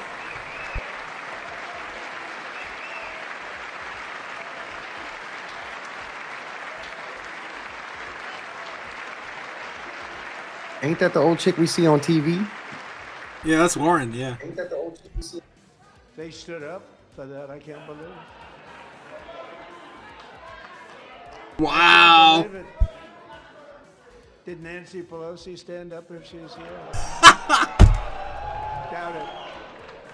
Pass He's ripping. the Stop Insider Trading Act without delay.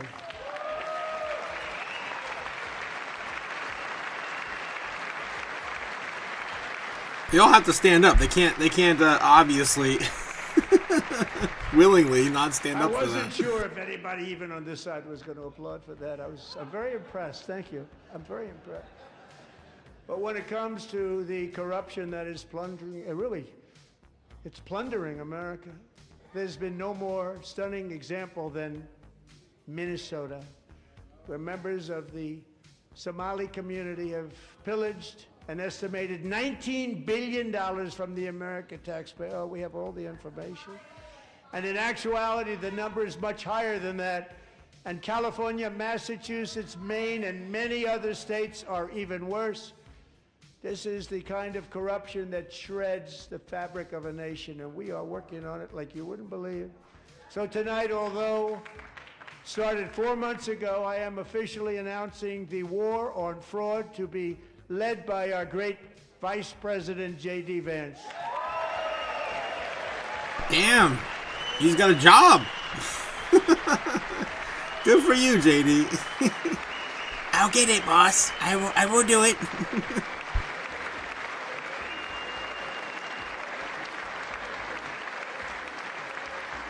We'll get it done. And if we're able to find enough of that fraud, we will actually have a balanced budget overnight. It'll go very quickly.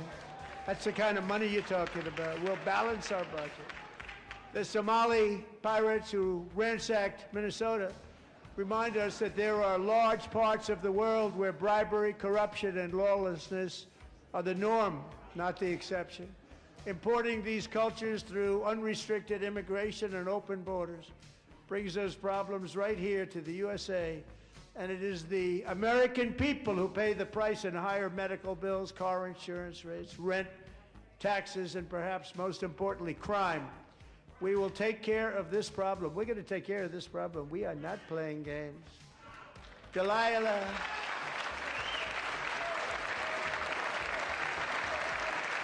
Not playing any games.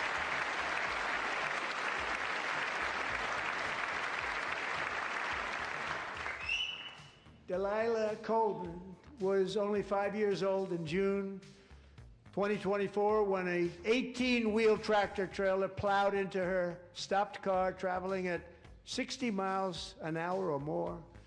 The driver was an illegal alien let in by Joe Biden and given a commercial driver's license by open borders politicians in California. Doctors said Delilah would never be able to walk or talk, have a good life. She wouldn't even be able to eat again. But against all odds, she is now in the first grade learning to walk. And she's here this evening with her dad, Marcus, a fantastic man. Delilah, please, you are a great inspiration. Please stand up.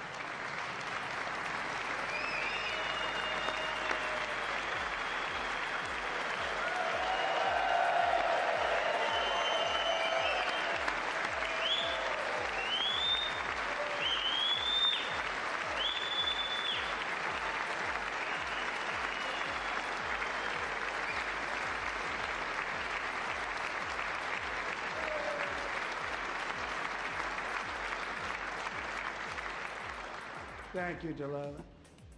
Many, if not most, illegal aliens do not speak English and cannot read even the most basic road signs as to direction, speed, danger, or location.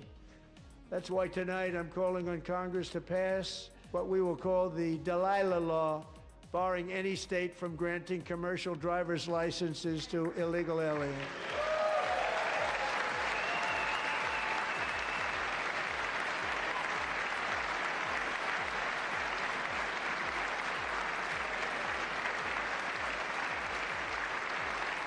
And yesterday, as you probably saw at the White House, I hosted a ceremony with Americans who lost their treasured loved ones to the scourge of illegal immigration. People came into our country, how we allowed this to happen with our open borders. These are the angel moms and families that for decades our government betrayed and our media totally ignored. It was terrible. Hard to believe, actually.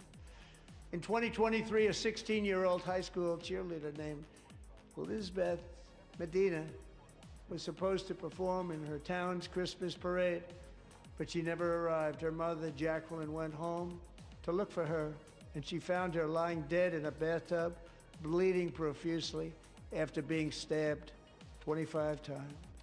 Elizabeth's killer was a previously arrested illegal alien who had broken in and brutally extinguished the brightest light in her family's life, violently and viciously.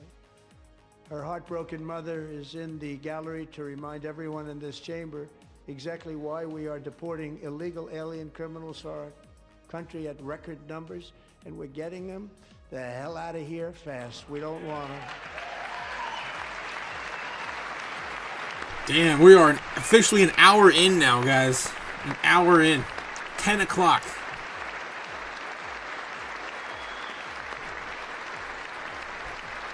How long can we go? Any bets? Any bets? Let me know in the chat. I'm going to put a poll up. Thank you very much, Jacqueline. Thank you. We can never forget that many in this room not only allowed the border invasion to happen before I got involved, but indeed they would do it all over again if they ever had the chance. If they ever got elected, they would open up those borders to some of the worst criminals anywhere in the world. The only thing standing between Americans and a wide open border right now is President Donald J. Trump and our great Republican patriots in Congress. Thank you. Thank you.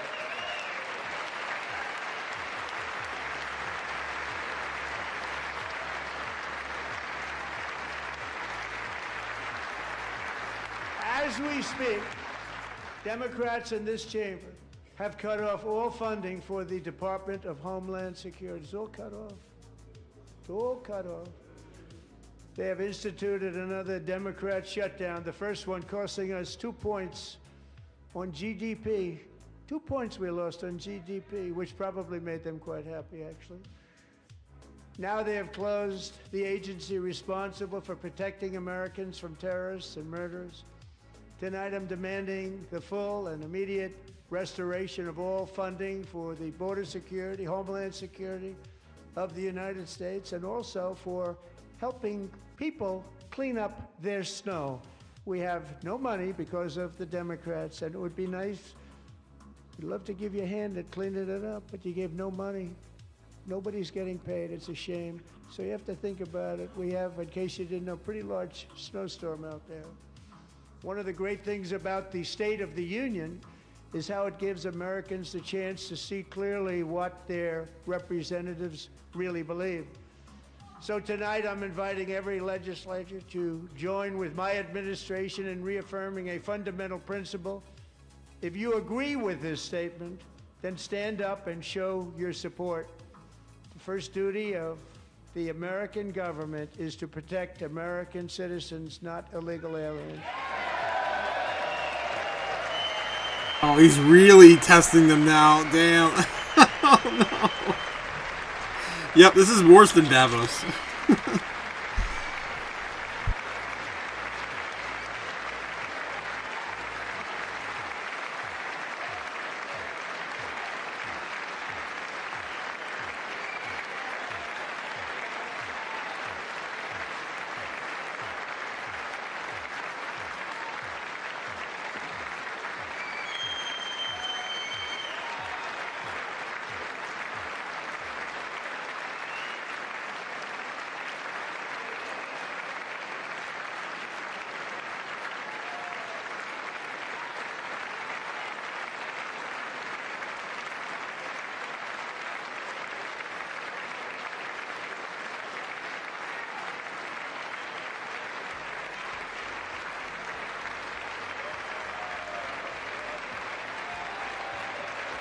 And it keeps going. He's probably going to have like a whole bunch of more questions, and this one just keeps going. We're going to applaud forever.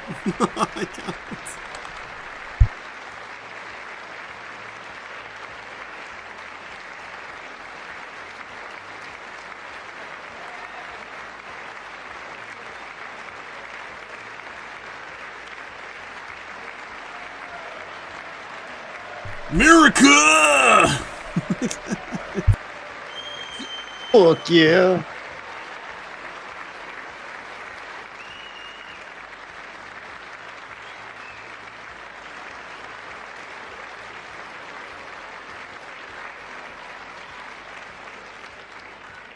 Isn't that a shame? You should be ashamed of yourself not standing up. You should be ashamed of yourself. That is why I'm also asking you to end deadly sanctuary cities that protect the criminals and enact serious penalties for public officials who block the removal of criminal aliens. In many cases, drug lords, murderers all over our country, they're blocking the removal of these people out of our country, and you should be ashamed of yourself. Again, not much of a union when half of the room is, acting this way. Yeah.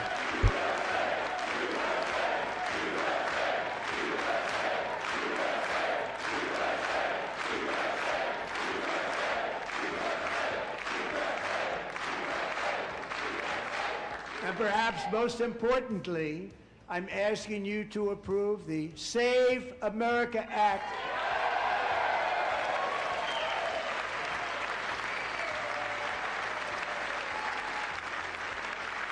To stop illegal aliens and others who are unpermitted persons from voting in our sacred American elections. The cheating is rampant in our elections. It's rampant. It's very simple.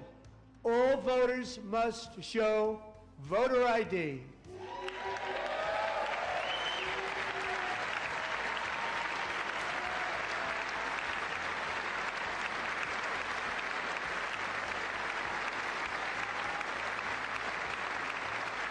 All voters must show proof of citizenship in order to vote.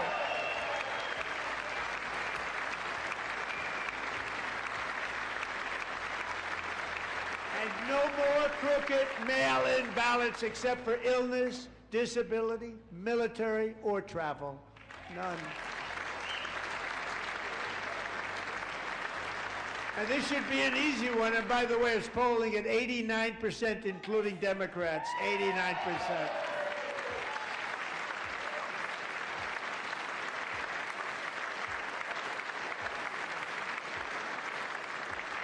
And even the new communist mayor of New York City, I think he's a nice guy, actually. Speak to him a lot. Bad policy, but nice guy. Just said they want people to shovel snow. They got hit hard. Wants them to shovel snow, but if you apply for that job, you need to show 2 original forms of ID and a Social Security card. Yet they don't want identification for the greatest privilege of them all, voting in America. No, it's no good. No good. Both Republicans and Democrats overwhelmingly agree on the policy that we just enunciated. And Congress should unite and enact this common sense, country-saving legislation right now, and it should be before anything else happens. Before the before the Clarity Act? Too soon. Too soon.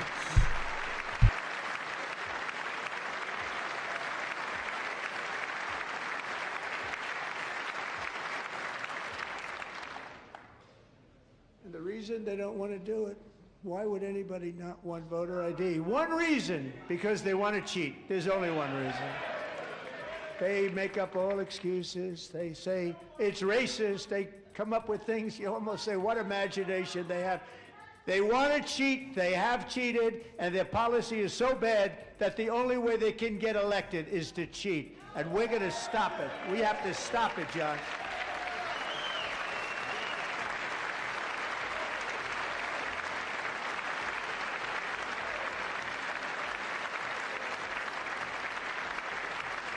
And here is one more opportunity to show common sense in government. In the gallery tonight are Sage Blair and her mother, Michelle. In 2021, Sage was 14 when school officials in Virginia sought to socially transition her to a new gender, treating her as a boy and hiding it from her parents. Hard to believe, isn't it? Before long, a confused Sage ran away from home after she was found in a horrific situation in Maryland. A left-wing judge refused to return Sage to her parents because they did not immediately state that their daughter was their son. Sage was thrown into an all-boys state home and suffered terribly for a long time. But today, all of that is behind them because Sage is a proud and wonderful young woman with a full-ride scholarship to Liberty University.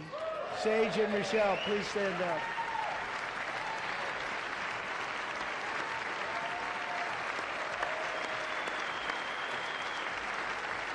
That's a dumb bitch right there.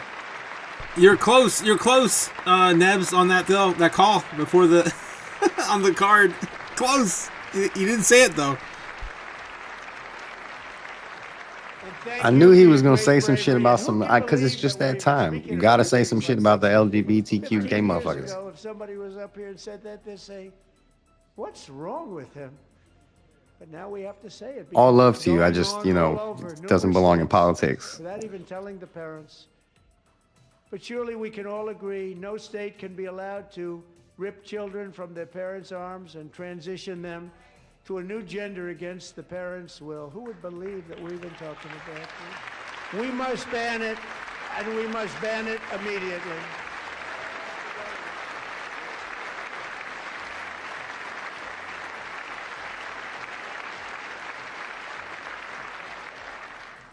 Look, nobody stands up. These people are crazy. I'm telling you. They're crazy.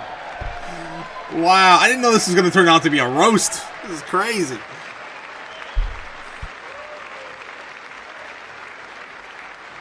Amazing. What if you had both?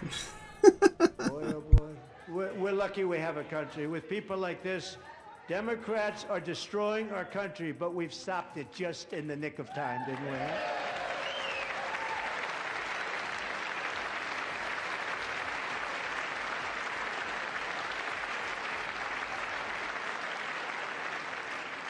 No one cares more about protecting America's youth than our wonderful First Lady. Now a movie star. She's a movie star. Can you believe it? I knew that was coming. Who would have believed that? Over the past year, she has had an incredible impact championing AI legislation, advancing a landmark executive order on foster care, and helping secure $30 million to launch the Melania Trump Foster Youth to Independence Initiative. It's a tremendous, really a tremendous thing that happened and had a lot of bipartisan support. She gets much better bipartisan support than I do. I get none, she gets a lot. Someday you're gonna have to tell me how you did that. And students and educators in every state have joined the First Lady's efforts in the presidential AI challenge, keeping America's next generation positioned to succeed and strongly succeed in the future. Tonight we welcome two young people whose lives reflect the First Lady's impact, Sierra Burns and Everest Nevermont. Thank you both, and Melania, thank you. I know how hard you worked on it. Thank you very much. Yes, the rowboats are coming. The rowboats.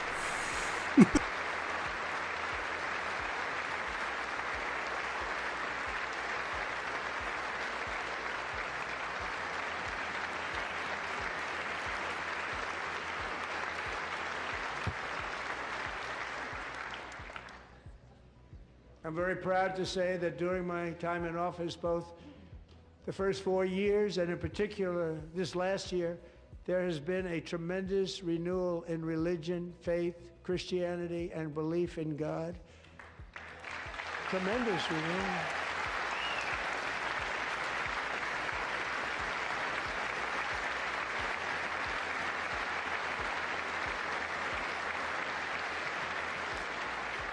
This is especially true among young people, and a big part of that had to do with my great friend, Charlie Kirk, a great guy, great man.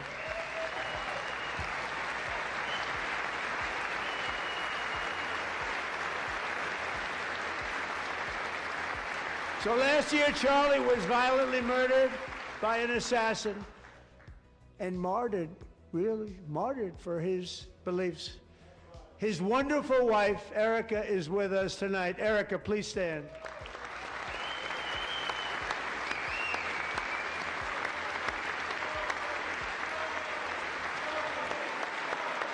Yeah, last year was a crazy year.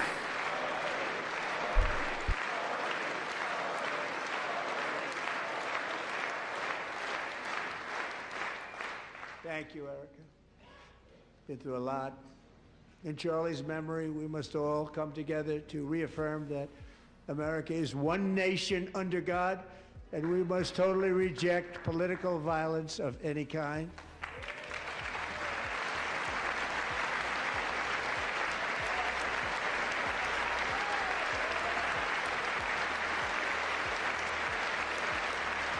We love religion, and we love bringing it back, and it's coming back at levels that nobody actually thought possible. It's really a beautiful thing to see. Above all, unleashing America's promise requires keeping our communities safe. We have made incredible strides, yet dangerous repeat offenders continue to be released by pro-crime Democrat politicians again and again. We are honored to be joined tonight by a woman who's been through hell, Anya Zarutska. In 2022, she and her beautiful daughter, so beautiful, what a beautiful young woman, Irina, fled war-torn Ukraine to live with relatives near Charlotte, North Carolina. And by the way, what's going on with Charlotte? Last summer, 23-year-old Irina was riding home on the train when a deranged monster who had been arrested over a dozen times and was released through no cash bail, stood up and viciously slashed a knife through her neck and body. No one will ever forget, there were people on that train. No one will ever forget the expression of terror on Irina's face as she looked up at her attacker in the last seconds of her life. She died instantly. She had escaped a brutal war only to be slain by a hardened criminal, set free to kill in America, came in through open borders. Mrs. Zarutska, tonight I promise you we will ensure justice for your magnificent daughter, Irina.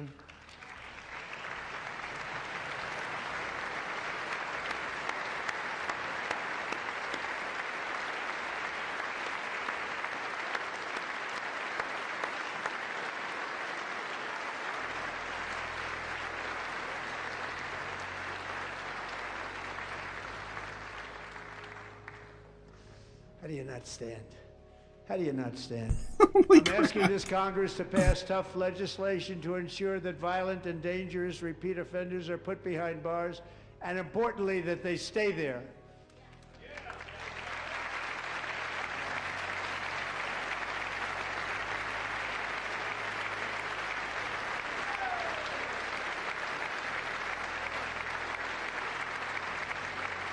Starting last summer, I deployed our National Guard and federal law enforcement to restore law and order to our most dangerous cities, including Memphis, Tennessee, big success, New Orleans, Louisiana, big success, and our nation's capital itself, Washington, D.C., where we have almost no crime anymore in Washington, D.C. How did that happen?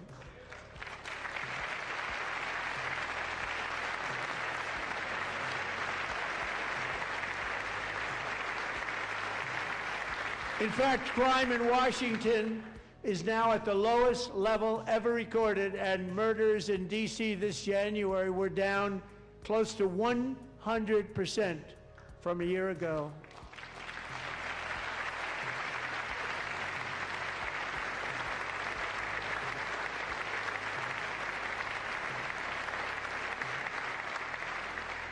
They don't like to hear that. One of the sick people, one of the brave service members who helped achieve this stunning turnaround was 20-year-old West Virginia Army National Guard Specialist Sarah Beckstrom. After a 4-month deployment, she voluntarily extended her service, and her rank was going to be lifted. She was doing so well. They were so proud of her. But the very next day, she was on patrol near the White House when she was ambushed and shot in the head by a terrorist monster from Afghanistan. Shouldn't have been in our country. And all because she wore the uniform of our nation, she was shot. He traveled here because he didn't like people wearing our uniform. He was sick and deranged, shouldn't have been in our country. Sarah Beckstrom died in order to defend our capital, and we are honored to be joined by her wonderful parents, Gary and Evalie. Your daughter was a true American patriot, and she will be greatly missed. She was a great person. I saw reports on her. They've never seen anything like it.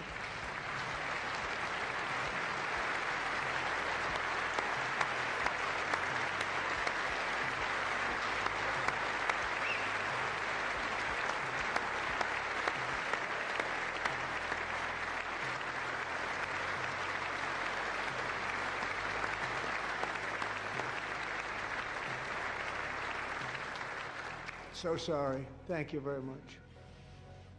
A great young lady. I saw reports that were like, perfect. She was perfect. Serving alongside Sarah that day was Staff Sergeant Andrew Wolf. The terrorist shot Andrew in the head, and no one thought he could possibly make it. The two of them, Sarah and Andrew, both shot violently in the head. Neither was expected to make it.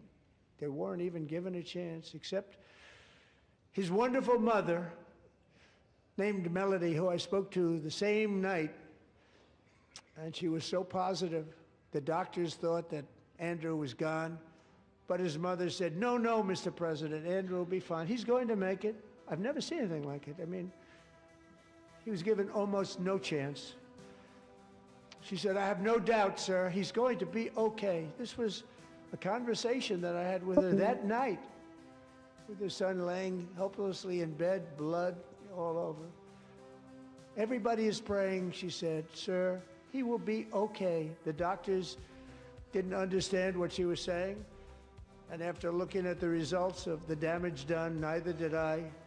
She was so strong and conclusive that even Andrew's great father felt she didn't really understand the gravity of the situation.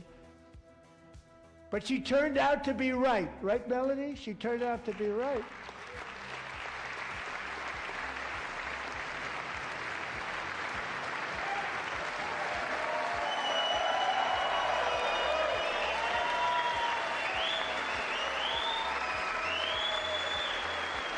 It's the American dream right there. Look at that cowboy. He's real happy with his mother or his wife. I don't know. Jeez.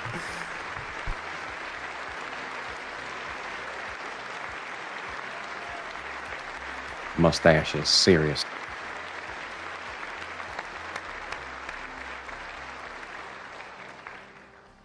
Amazing, actually. I said, where does this woman come from? She's the most positive person I've ever met. With God's help, Andrew has battled back from the edge of death, and we're talking about the edge of death, on his way to a miraculous recovery. He's got a little work to do, but he's doing great. Nice to see you. He's a good-looking guy. Nice to see you. Thanks, Andrew. Thank you very much.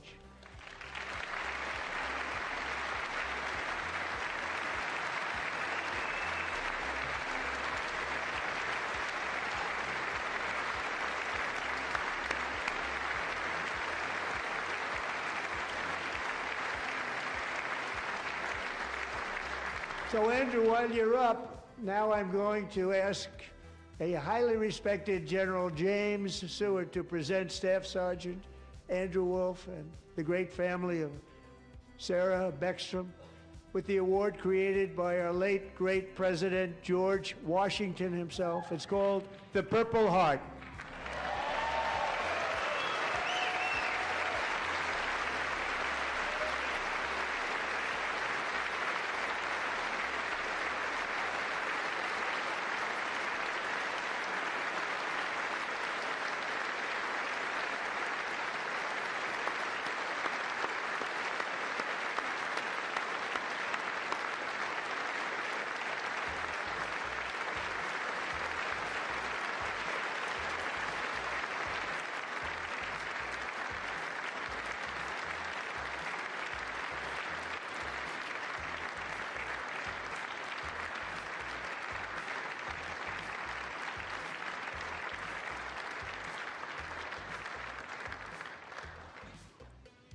We love you all.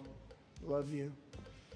We're proudly restoring safety for Americans at home, and we are also restoring security for Americans abroad. Our country has never been stronger. My first 10 months, I ended 8 wars, including Cambodia. Isn't it funny? Sick people. Cambodia and Thailand. Pakistan and India would have been a nuclear war. 35 million people said the Prime Minister of Pakistan would have died if it were not for my involvement. Kosovo and Serbia, Israel and Iran, Egypt and Ethiopia, Armenia and Azerbaijan, the Congo and Rwanda, and of course the war in Gaza, which proceeds at a very low level. It's just about there. And I want to thank Steve Witkoff and Jared Kushner for your help. Thank you, Steve. Thank you, Jared.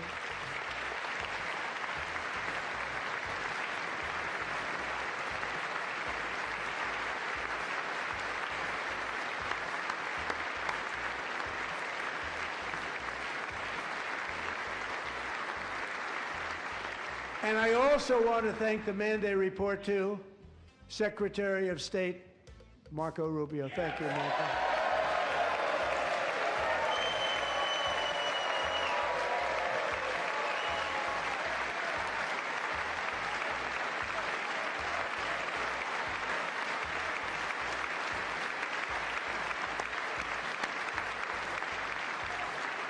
People don't like you. You know, Marco got 100% of the votes when he was in confirmation. I think our next one was about 54%. And some of the Democrats are now saying, I can't believe we approved that guy. And he said it's an honor that they feel that way, right, Marco? You have done a great job, great Secretary of State. I think he'll go down as the best ever.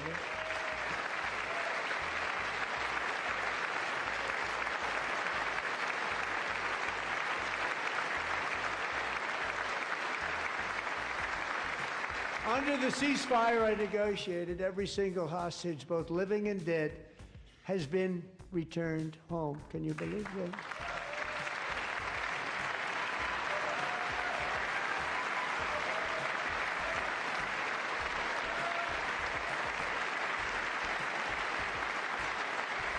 Nobody thought it was possible. Nobody thought that was possible. Both living and dead, and those parents who had a dead son, their boy, they'd always tell me their boy, they wanted him as much as though he were living.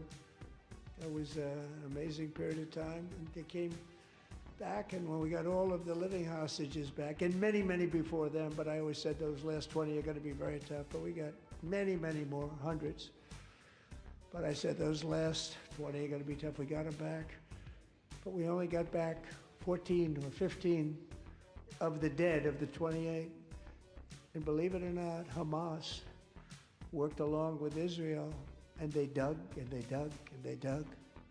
It's a tough thing to do, going through bodies all over, passing up 100 bodies sometimes for each one that they found. Tough job. And they finally got it back to 27. And then Steve and Jared, they got it back to 28. They found all 28. Nobody thought that was possible, but we did it. And I remember the family of the 28th. They were so grieved, but they were so happy as it's possible to be. They had their boy back. The mother said, "Sir, we have our boy back." What a period of time that was, but we got them all back. So thank you both very much. Great job.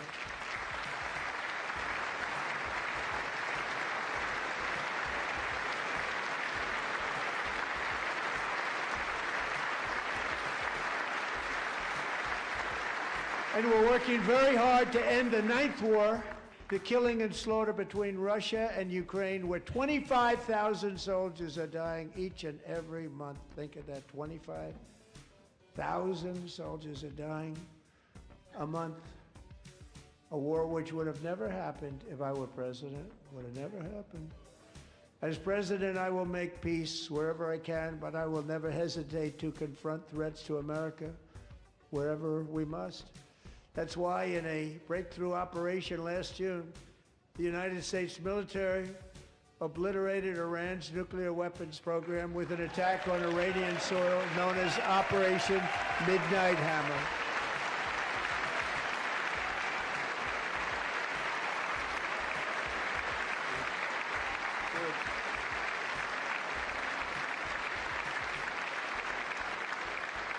For decades, it had been the policy of the United States never to allow Iran to obtain a nuclear weapon.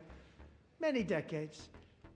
Since they seized control of that proud nation 47 years ago, the regime and its murderous proxies have spread nothing but terrorism and death and hate. They've killed and maimed thousands of American service members and hundreds of thousands and even millions of people with what's called roadside bombs. They were the kings of the roadside bomb. And we took out Soleimani. I did that during my first term. Had a huge impact. He was the father of the roadside bomb. The way this is going, it's gonna go to midnight as well.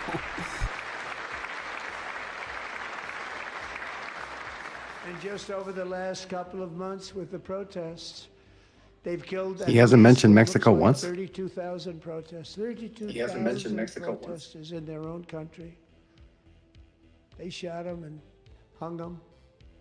We stopped them from hanging a lot of them with the threat of serious violence. But this is some terrible people. They've already developed missiles that can threaten Europe and our bases overseas, and they're working to build missiles that will soon reach the United States of America. After Midnight Hammer, they were warned to make no future attempts to rebuild their weapons program, and in particular, nuclear weapons. Yet they continue, starting it all over. We wiped it out, and they want to start all over again, and are at this moment again pursuing their sinister ambitions. We are in negotiations with them. They want to make a deal, but we haven't heard those secret words. We will never have a nuclear weapon. My preference. He's got until March. The Supreme Leader has until March 1st, according to that 10-day deal.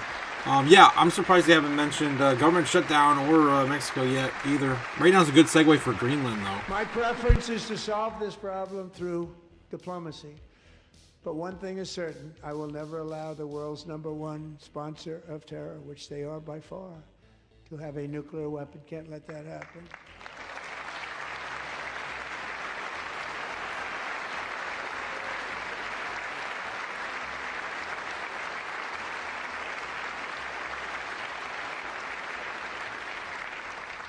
And no nation should ever doubt America's resolve.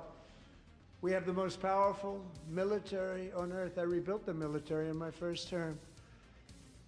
We're going to continue to do so. Also, we just approved a $1 trillion budget. We have no choice. We have to be strong, because hopefully we will seldom have to use this great power that we built together. It's really called peace through strength, and it's been very, very effective. The peace bombs. Yeah, we remember the peace bombs.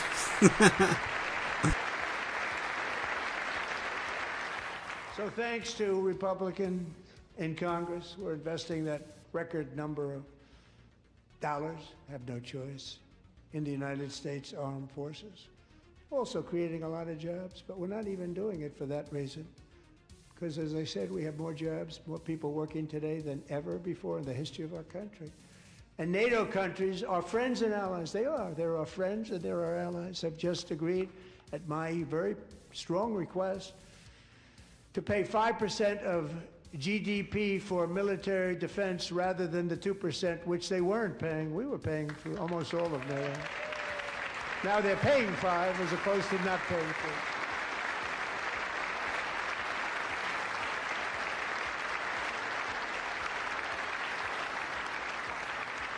And getting that 5% was something which everyone said would never be done, could not happen. We got it really easily with one meeting. And big difference between 2% that's not paid. We were paying the freight of many of them. Very few were paid up. now 5%, then they're paid. And everything we send over to Ukraine is sent through NATO, and they pay us in full.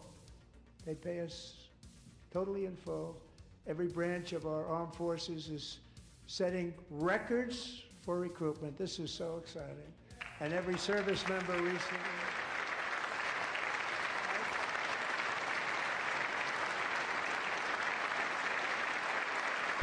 At least the Dixie hasn't gone above 98 today. That's good. And every service member recently received a warrior dividend of $1,776.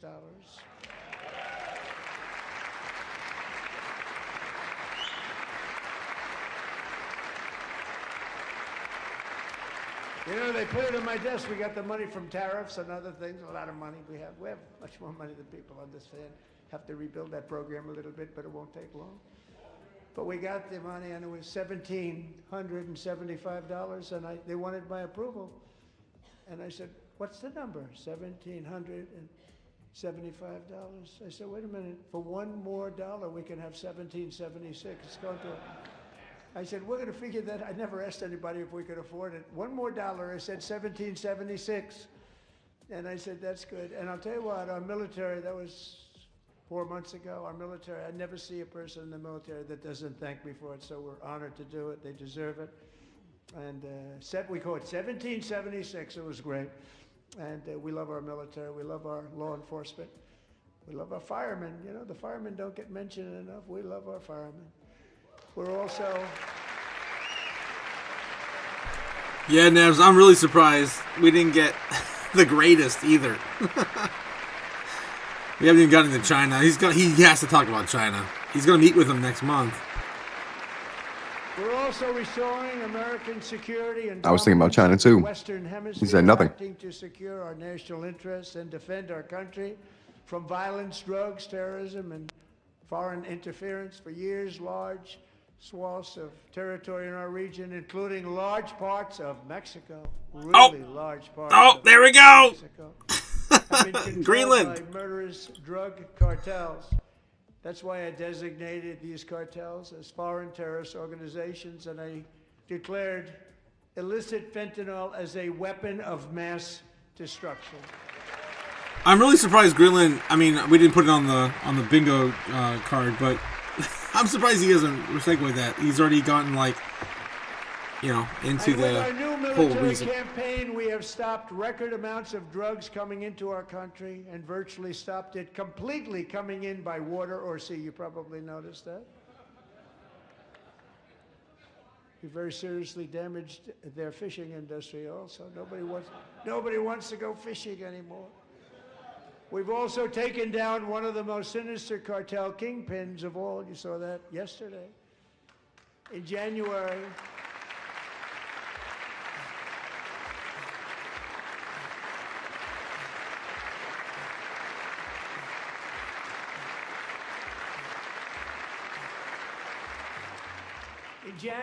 elite American warriors carried out one of the most complex, spectacular feats of military competence and power in world history. No one's seen anything like it. Foreign leaders, I won't tell you who, called me and they said, very impressive, very impressive. They couldn't believe, they all watched, they saw what happened. This is a different fighting force that we had years ago when we fought to tie. You know, it's a great fighting force. I'm so proud of it. Look at Space Force. Space Force is my baby. Because we did that. My baby is becoming... Oh no, Space Force.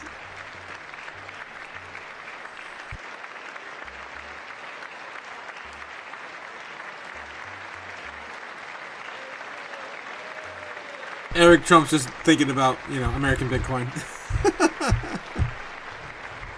And America's armed forces overwhelmed all defenses and utterly defeated an enemy, good fighters, to end the reign of outlaw dictator Nicolas Maduro and bring him to face American justice.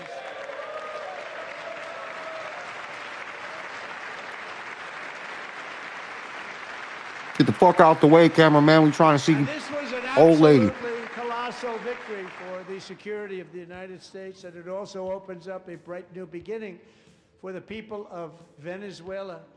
We're working closely with the new president of Venezuela, Delcy Rodriguez, to unleash extraordinary economic gains for both of our countries and to bring new hope to those who have suffered so terribly. They really did suffer. With us tonight is Alejandro Gonzalez. She grew up in a tight-knit Venezuelan family and was especially close to her beloved uncle Enrique. But after Enrique ran for office and opposed Maduro, he was kidnapped by Maduro's security forces and thrown into the regime's really infamous prison in Caracas. Alejandro feared she would never see her uncle again. She feared for her own life also. But since the raid, we have worked with the new leadership, and they have ordered the closure of that vile prison and released hundreds of political prisoners already, with more to come. Alejandro, I'm pleased to inform you that not only has your uncle been released, but he is here tonight. We brought him over to celebrate his freedom with you in person. Enrique, please come down.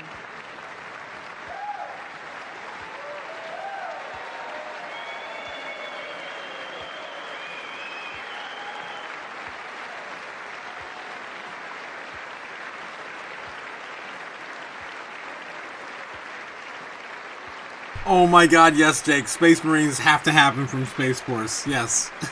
there's no excuse.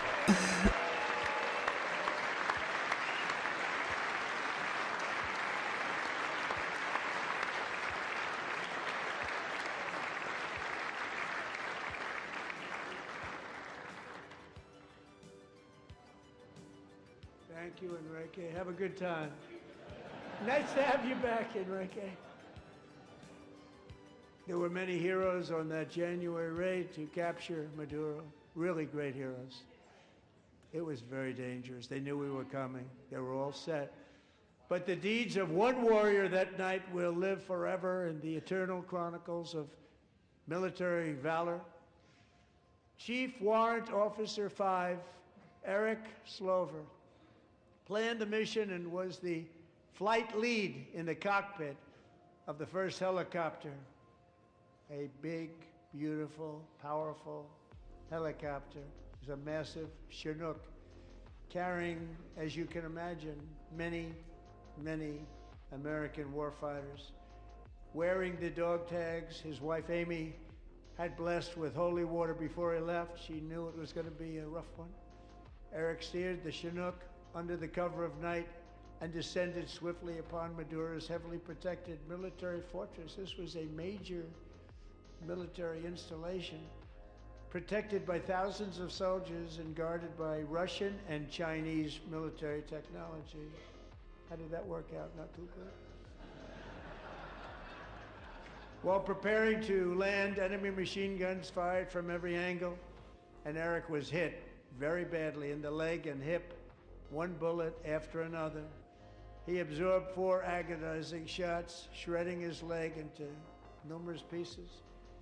And yet, despite the fact that the use of his legs was vital to successful helicopter flight, legs are the most important part of flying a helicopter, to deliver the many commandos who would capture and detain Maduro was the only thing Eric was thinking about. Then, even as he was gushing blood, which was flowing back down the aisle, the helicopter lands at a steep angle. The machine guns stood right in front of him. They were right in front of him, 2 machine gunners who escaped the wrath of the previous planes. Eric maneuvered his helicopter with all of those lives and souls to face the enemy and let his gunners eliminate the threat. Turned the helicopter around so the gunners could take care of business, saving the lives of his fellow warriors from what could have been a catastrophic crash deep in enemy territory. Only after safely landing the helicopter with all the warriors aboard in the exact right spot, which was vital to the mission, probably would have had to maybe cancel the mission if that didn't happen. Eric told his co-pilot, also wounded, but not as gravely, to take over. I'm about ready to pass out. The success of the entire mission and the lives of his fellow warriors hinge on Eric's ability to take the searing pain. It was unbelievable what's happened to his legs of the bullets and keep on flying and landing. And people knew what was happening. Everybody in the back of the helicopter knew because they saw the blood pouring down the aisle. Chief Warrant Officer Slover is still recovering from his serious wounds, but I'm thrilled to say that he is here tonight with his wife Amy, Eric, and Amy, come on in.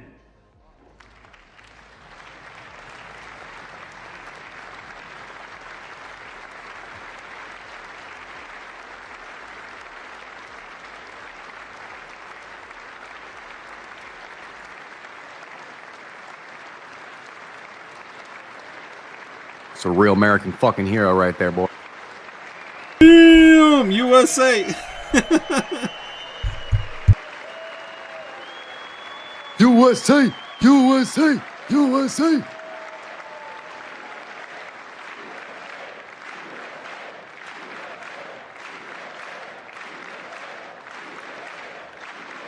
Yeah, he's a tall USA, bastard. Holy hell. USA. I wouldn't want to fight him. So we have a surprise for Eric and Amy. In recognition of Eric's actions above and It's just a beyond fucking the hero. call of duty, I would now like to ask General Jonathan Braga to present Chief Warrant Officer Slover with our nation's highest military award, the Congressional Medal of Honor.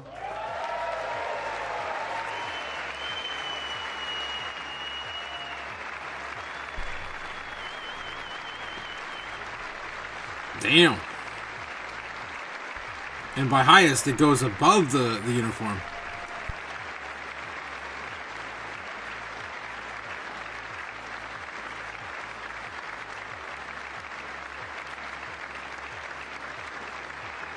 Kind of reminds me of something I've seen in Avatar.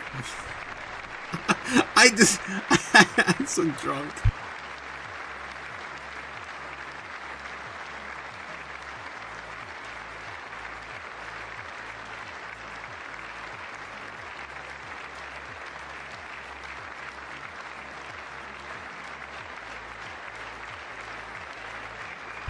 Yeah, he deserves it, man. I'm not gonna fight.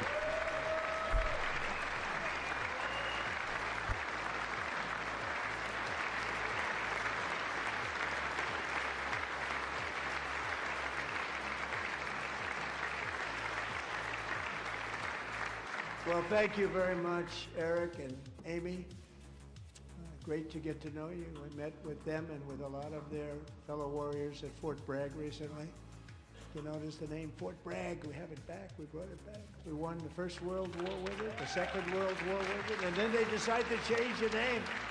So we changed it back. Everybody wanted to change back too.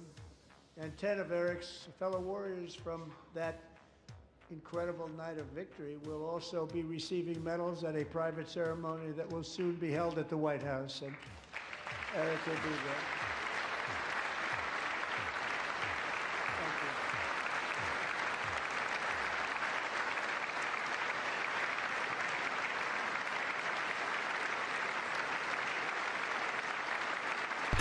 No, strawberry. With arms like spaghetti, I don't think I'm fighting anything. Thank you, Eric. That's a big one.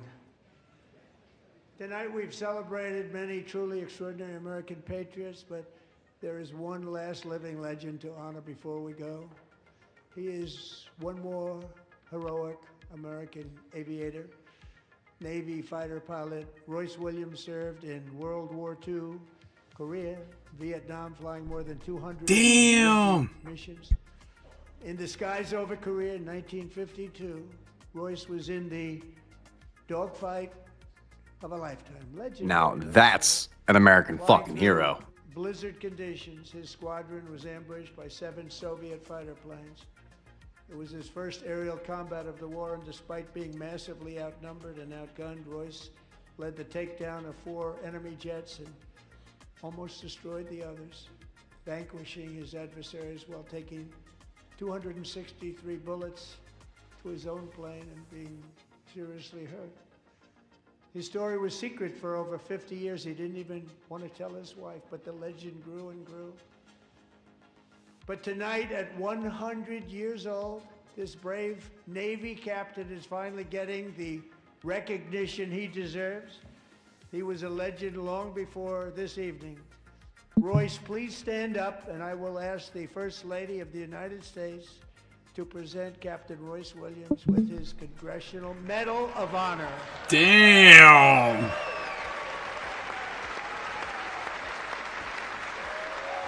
Crazy. It's amazing. That's amazing. We had 2 people from World War II still kicking, still able to stand. Insane. 2026! I'm not very patriotic, but holy fuck, that's amazing.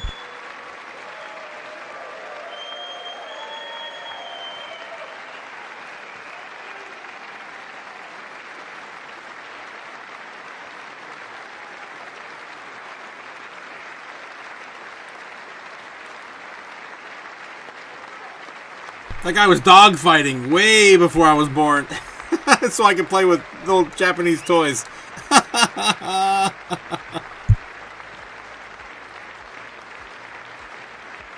265 fucking bullets. Jesus. Damn.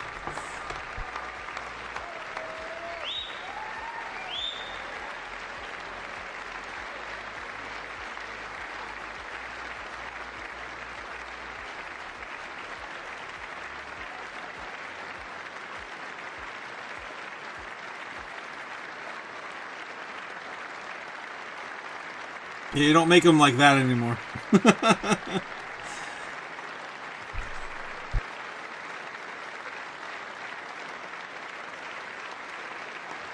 Easy says give that man a tinfoil hat. Hell yeah. I'm sure he's seen some Foo Fighters. I'm sure he's seen some, yeah.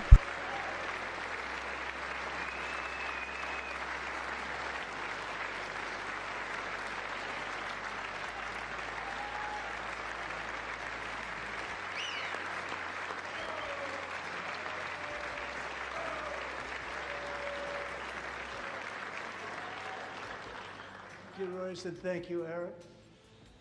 I've always wanted the Congressional Medal of Honor, but I was informed I'm not allowed to give it to myself, and I wouldn't know why I'd be taking it, but if they ever open up that law, I will be there with you someday. But you know, that's our highest honor, Congressional Medal of Honor, and that's a big thing, and it's an honor to be in the same room with you. Thank you both very much, Eric. Thank you.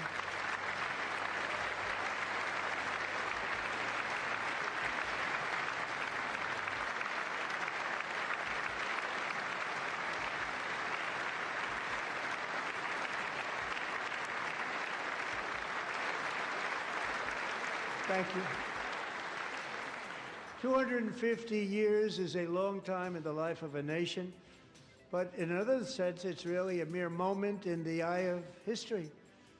2 of the gentlemen we met in the gallery this evening took their first breaths 1 century ago, 100 years before that, on July 4th, 1826, the author of the Declaration of Independence, brilliant, Thomas Jefferson, drew his last breath.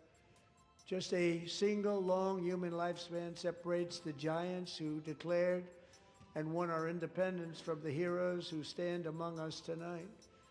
Everything our nation has done, everything we have achieved, has been the work of those few great lifetimes.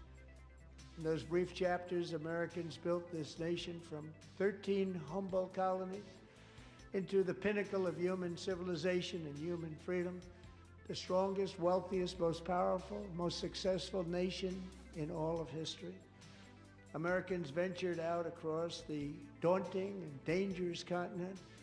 We carved paths through an unforgiving wilderness, settled a boundless frontier, and tamed the beautiful but very, very dangerous Wild West. From empty marshes and wide open plains, we raised up the world's greatest cities. Together we mastered the world's mightiest industries and shattered history's monstrous tyrannies. And we liberated millions from the chains of fascism, communism, oppression, and terror. Americans lifted humanity into the skies on the wings of aluminum and steel. And then we launched mankind into the stars on rockets powered by sheer American will and unyielding American pride. We wired the globe with our ingenuity. We captivated the planet with American culture. And now we are pioneering the next great American breakthroughs that will change the entire world. All of this and so much more is the enduring legacy, unmatched glory of the hardworking patriots who built and defended this country and who still carry the hopes and freedoms on all of humanity's backs. For years they were forgotten, betrayed, and cast aside. But that great betrayal is over, and they will never be forgotten again. Because when the world needs courage, daring, vision, and inspiration, it is still turning to America. And when God needs a nation to work his miracles, he knows exactly who to ask. There is no challenge Americans cannot overcome, no frontier too vast for us to conquer, no dream too bold for us to chase, no horizon too distant for us to claim.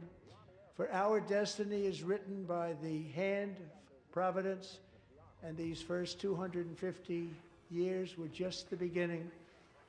From the rugged border towns of Texas to the heartland villages of Michigan, from the sun-kissed shores of Florida to the endless fields of the Dakotas, and from the historic streets of Philadelphia to right here in our nation's capital, Washington, D.C., the golden age of America is upon us.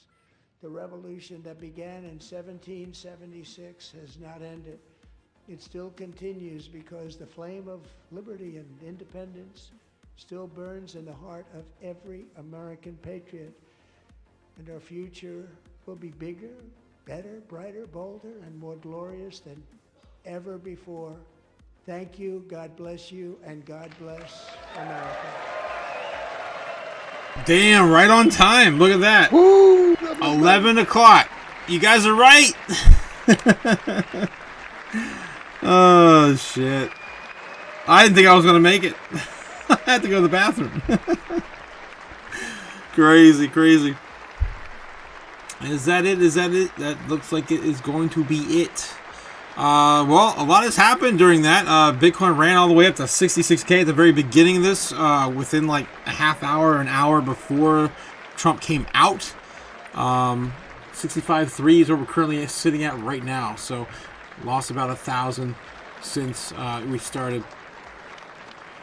And it looks like he's about ready to, step down the podium. Holy smokes! And I am almost gone.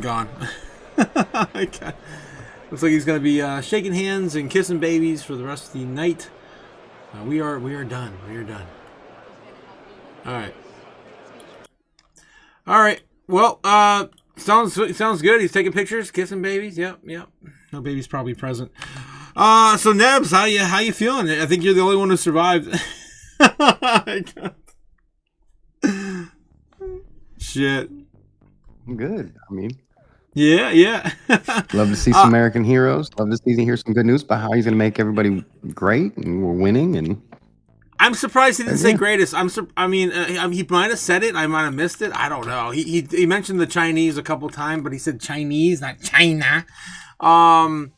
Shutdown. He didn't mention the government shutdown, which I thought was odd. Obviously, it's not in good look for him as the sitting president that we have a shutdown, right? He didn't mention too late, pal. It's a little too, I mean, he's the one who started that. He just probably doesn't look good, save face, kind of thing.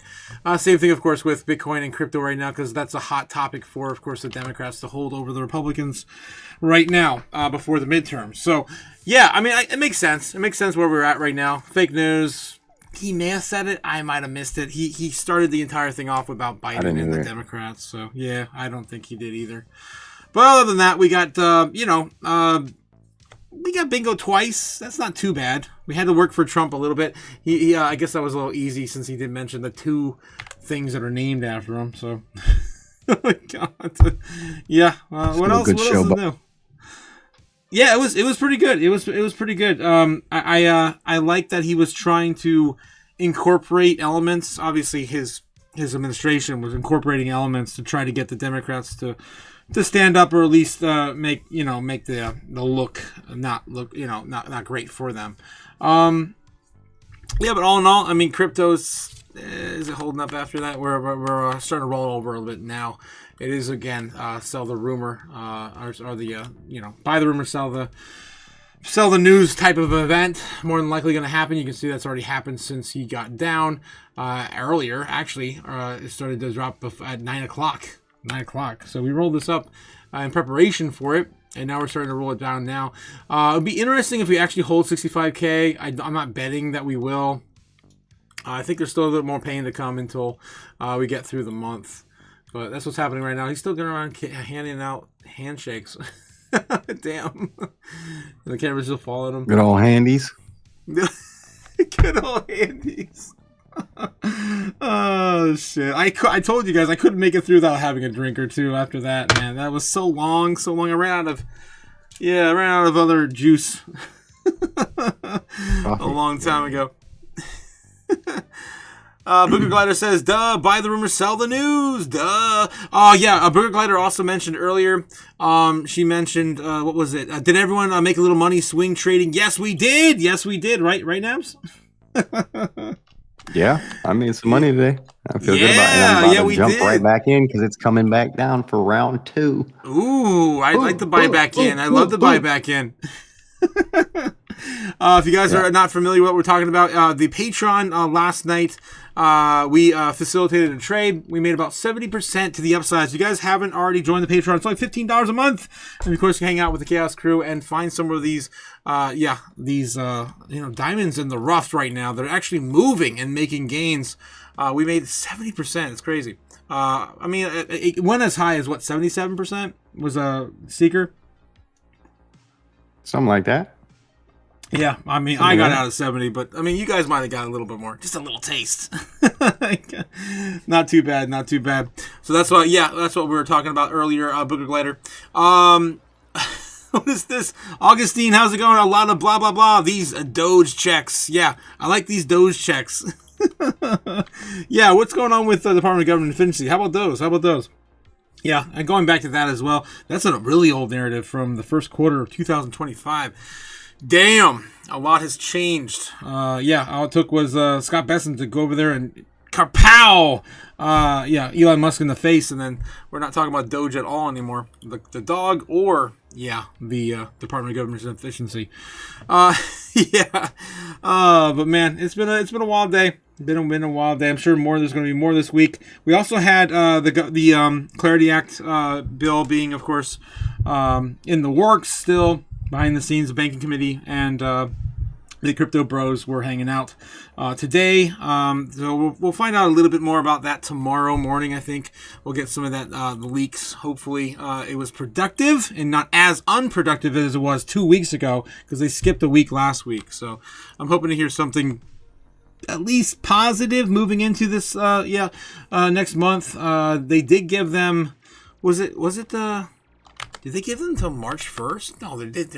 What was the narrative on that? I forget the deadline that Scott Besson put in place with them. It's on the chart though. I can just pull up the chart.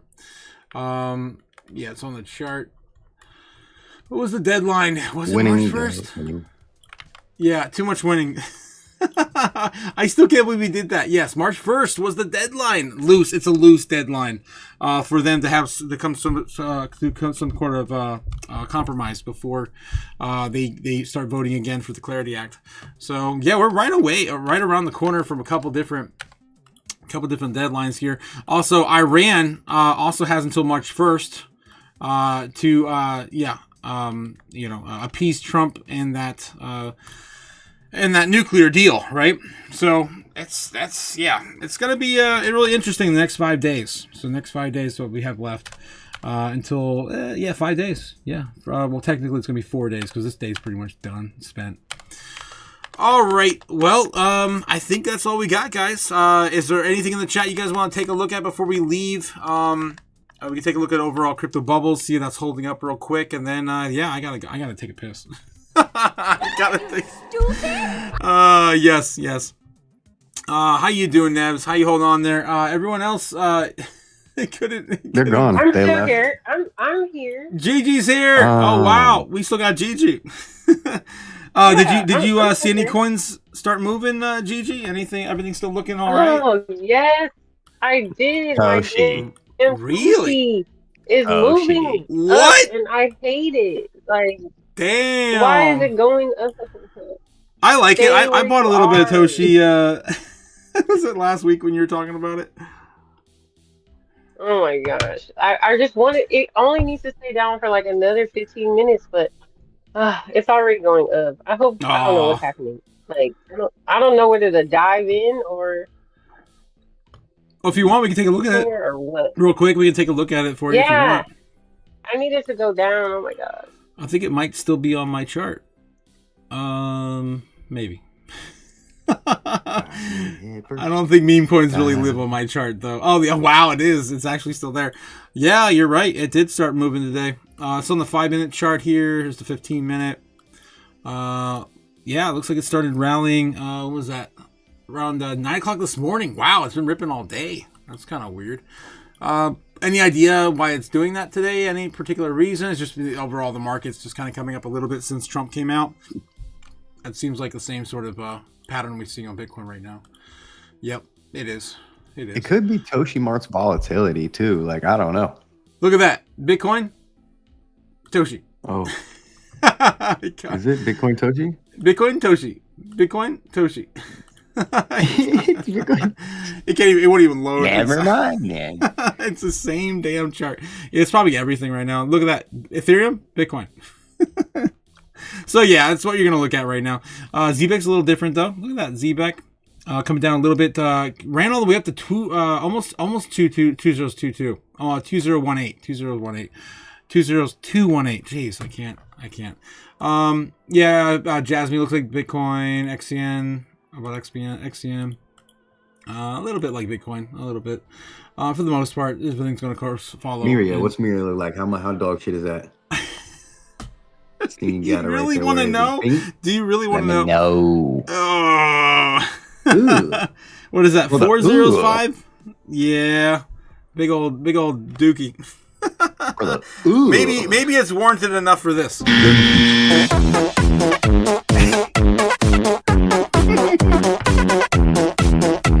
call them dumps. Big, massive dump. That's Miria for you now. Big, massive dump. Those are Trump's words, not mine. Oh shit! I think that was what he was talking about. The treasury auction. There was like a treasury auction that failed like 2 or 3 years ago, and they pulled them on. Yeah, it was actually it might have been longer than that. Yeah, it's a whole thing. It was a whole thing. All right, yeah, there's shit everywhere. Yeah. All right, guys. I think that's it. I think that's all we got. Bitcoin slowly recovering. More than likely going to be coming back down. Maybe retesting the bottom. It did wick there, though. Ooh. Did wick there. So I would love to see Bitcoin hold this level of support, but this is going to be pretty much a fake out, right? Typically, it's a fake out. I want to see Bitcoin hold here. Base case scenario, I guess, hold here until tomorrow morning. Let's just do something real quick. 11 o'clock till about 1 o'clock in the morning. Maybe we get one more retest to about 65.8. Come back down and retest here about 3 o'clock in the morning. Just kind of glide there until the market open. That would be great. I don't think that's probably likely to happen, but yeah, sure, why not? Baseline target, and let's do our bear case scenario down here. 1 o'clock, losing that around 2 3 o'clock in the morning. 62K still on the board. Let's just kind of stop there though. Let's stop there. Be nice with our bear case scenario. And bull case scenario, sure. Let's just do another leg up. Screw it. Another leg up to 67.5 and get ready for the beginning of next week, I guess. I don't know. The next month. Maybe we kind of stop this right around, 67.5 is already too much, to be honest. 69K, probably 69K. This is already way too overextended. I am not feeling that at all. But anyway, it's going to be our baseline bear and bull case scenario for the evening. I'm probably going to stick with my guns and say baseline bear. It's probably going to be sticking with baseline bear. I don't think there's any legs to this. I can double check 1 second to say just one quick check on the order books before we head out today. Kind of confirm there's nothing really going on here, or there is, you just never know sometimes. 66.5 setting up for support, for resistance right now. 64.6 wanting to flip bullish, flip that to support. It's a short-term trading window. We're looking at channel there between 64.6. These 6s and 8s and 3s lately. 64.6, which would be right around this area here, where we're pretty much going to stop if we do lose that area right in the grind down, which is basically holding us on top of the 65K level right now. And then the other one was 66.5K level, which is right around here. So yeah, that looks like it's probably going to be right in that area, right, Nebs? Isn't that funny how that always works out? Well, I could see us going down. I could see us just flash crashing in the middle of the night. Yeah, 62K still a possibility for sure.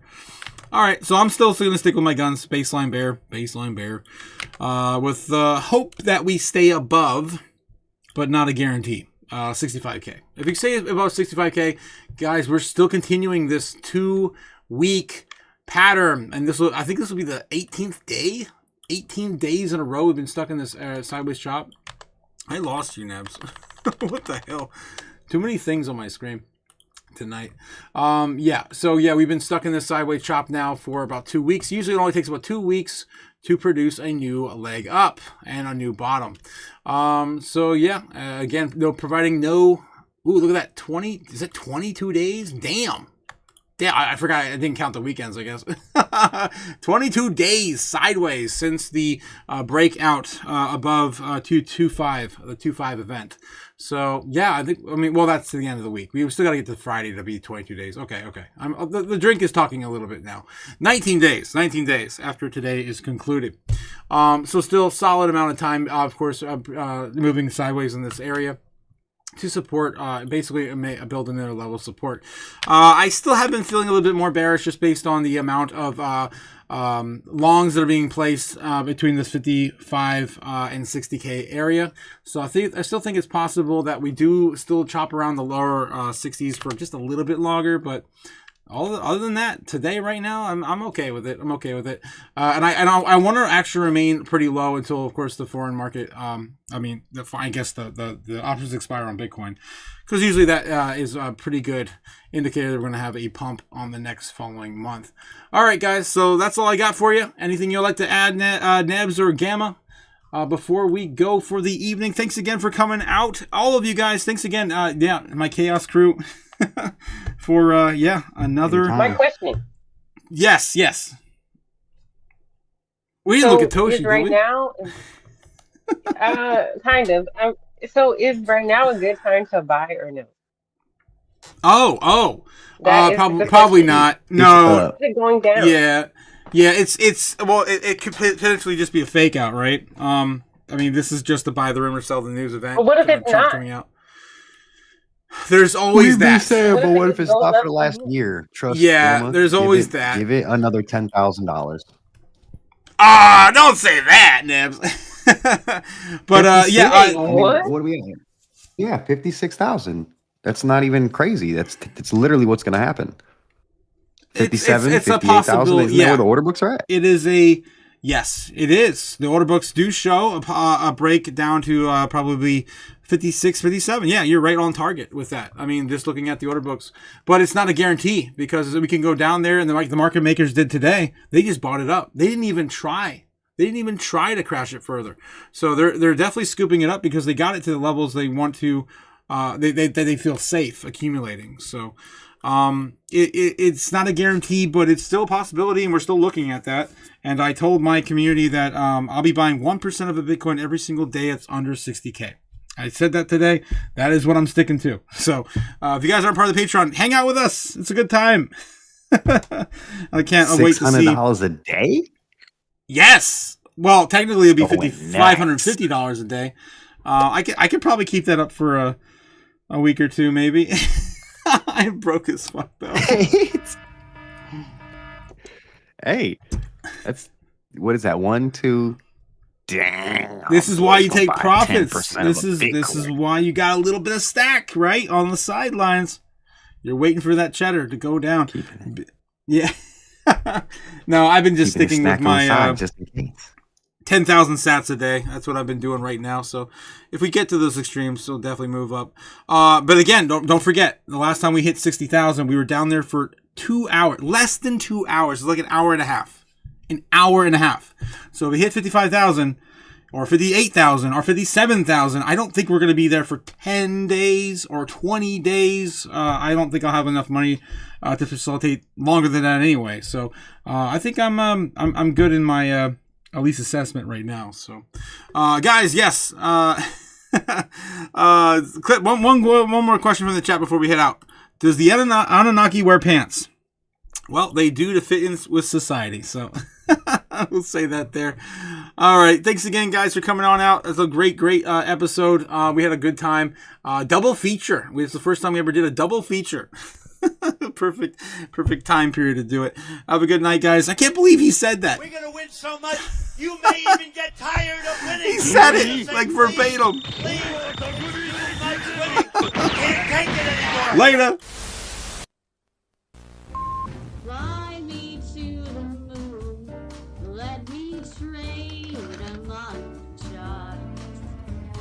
Let me see what freedom's like without money and gold bars. In other words, hold my keys. Oh! In other words, let's make history.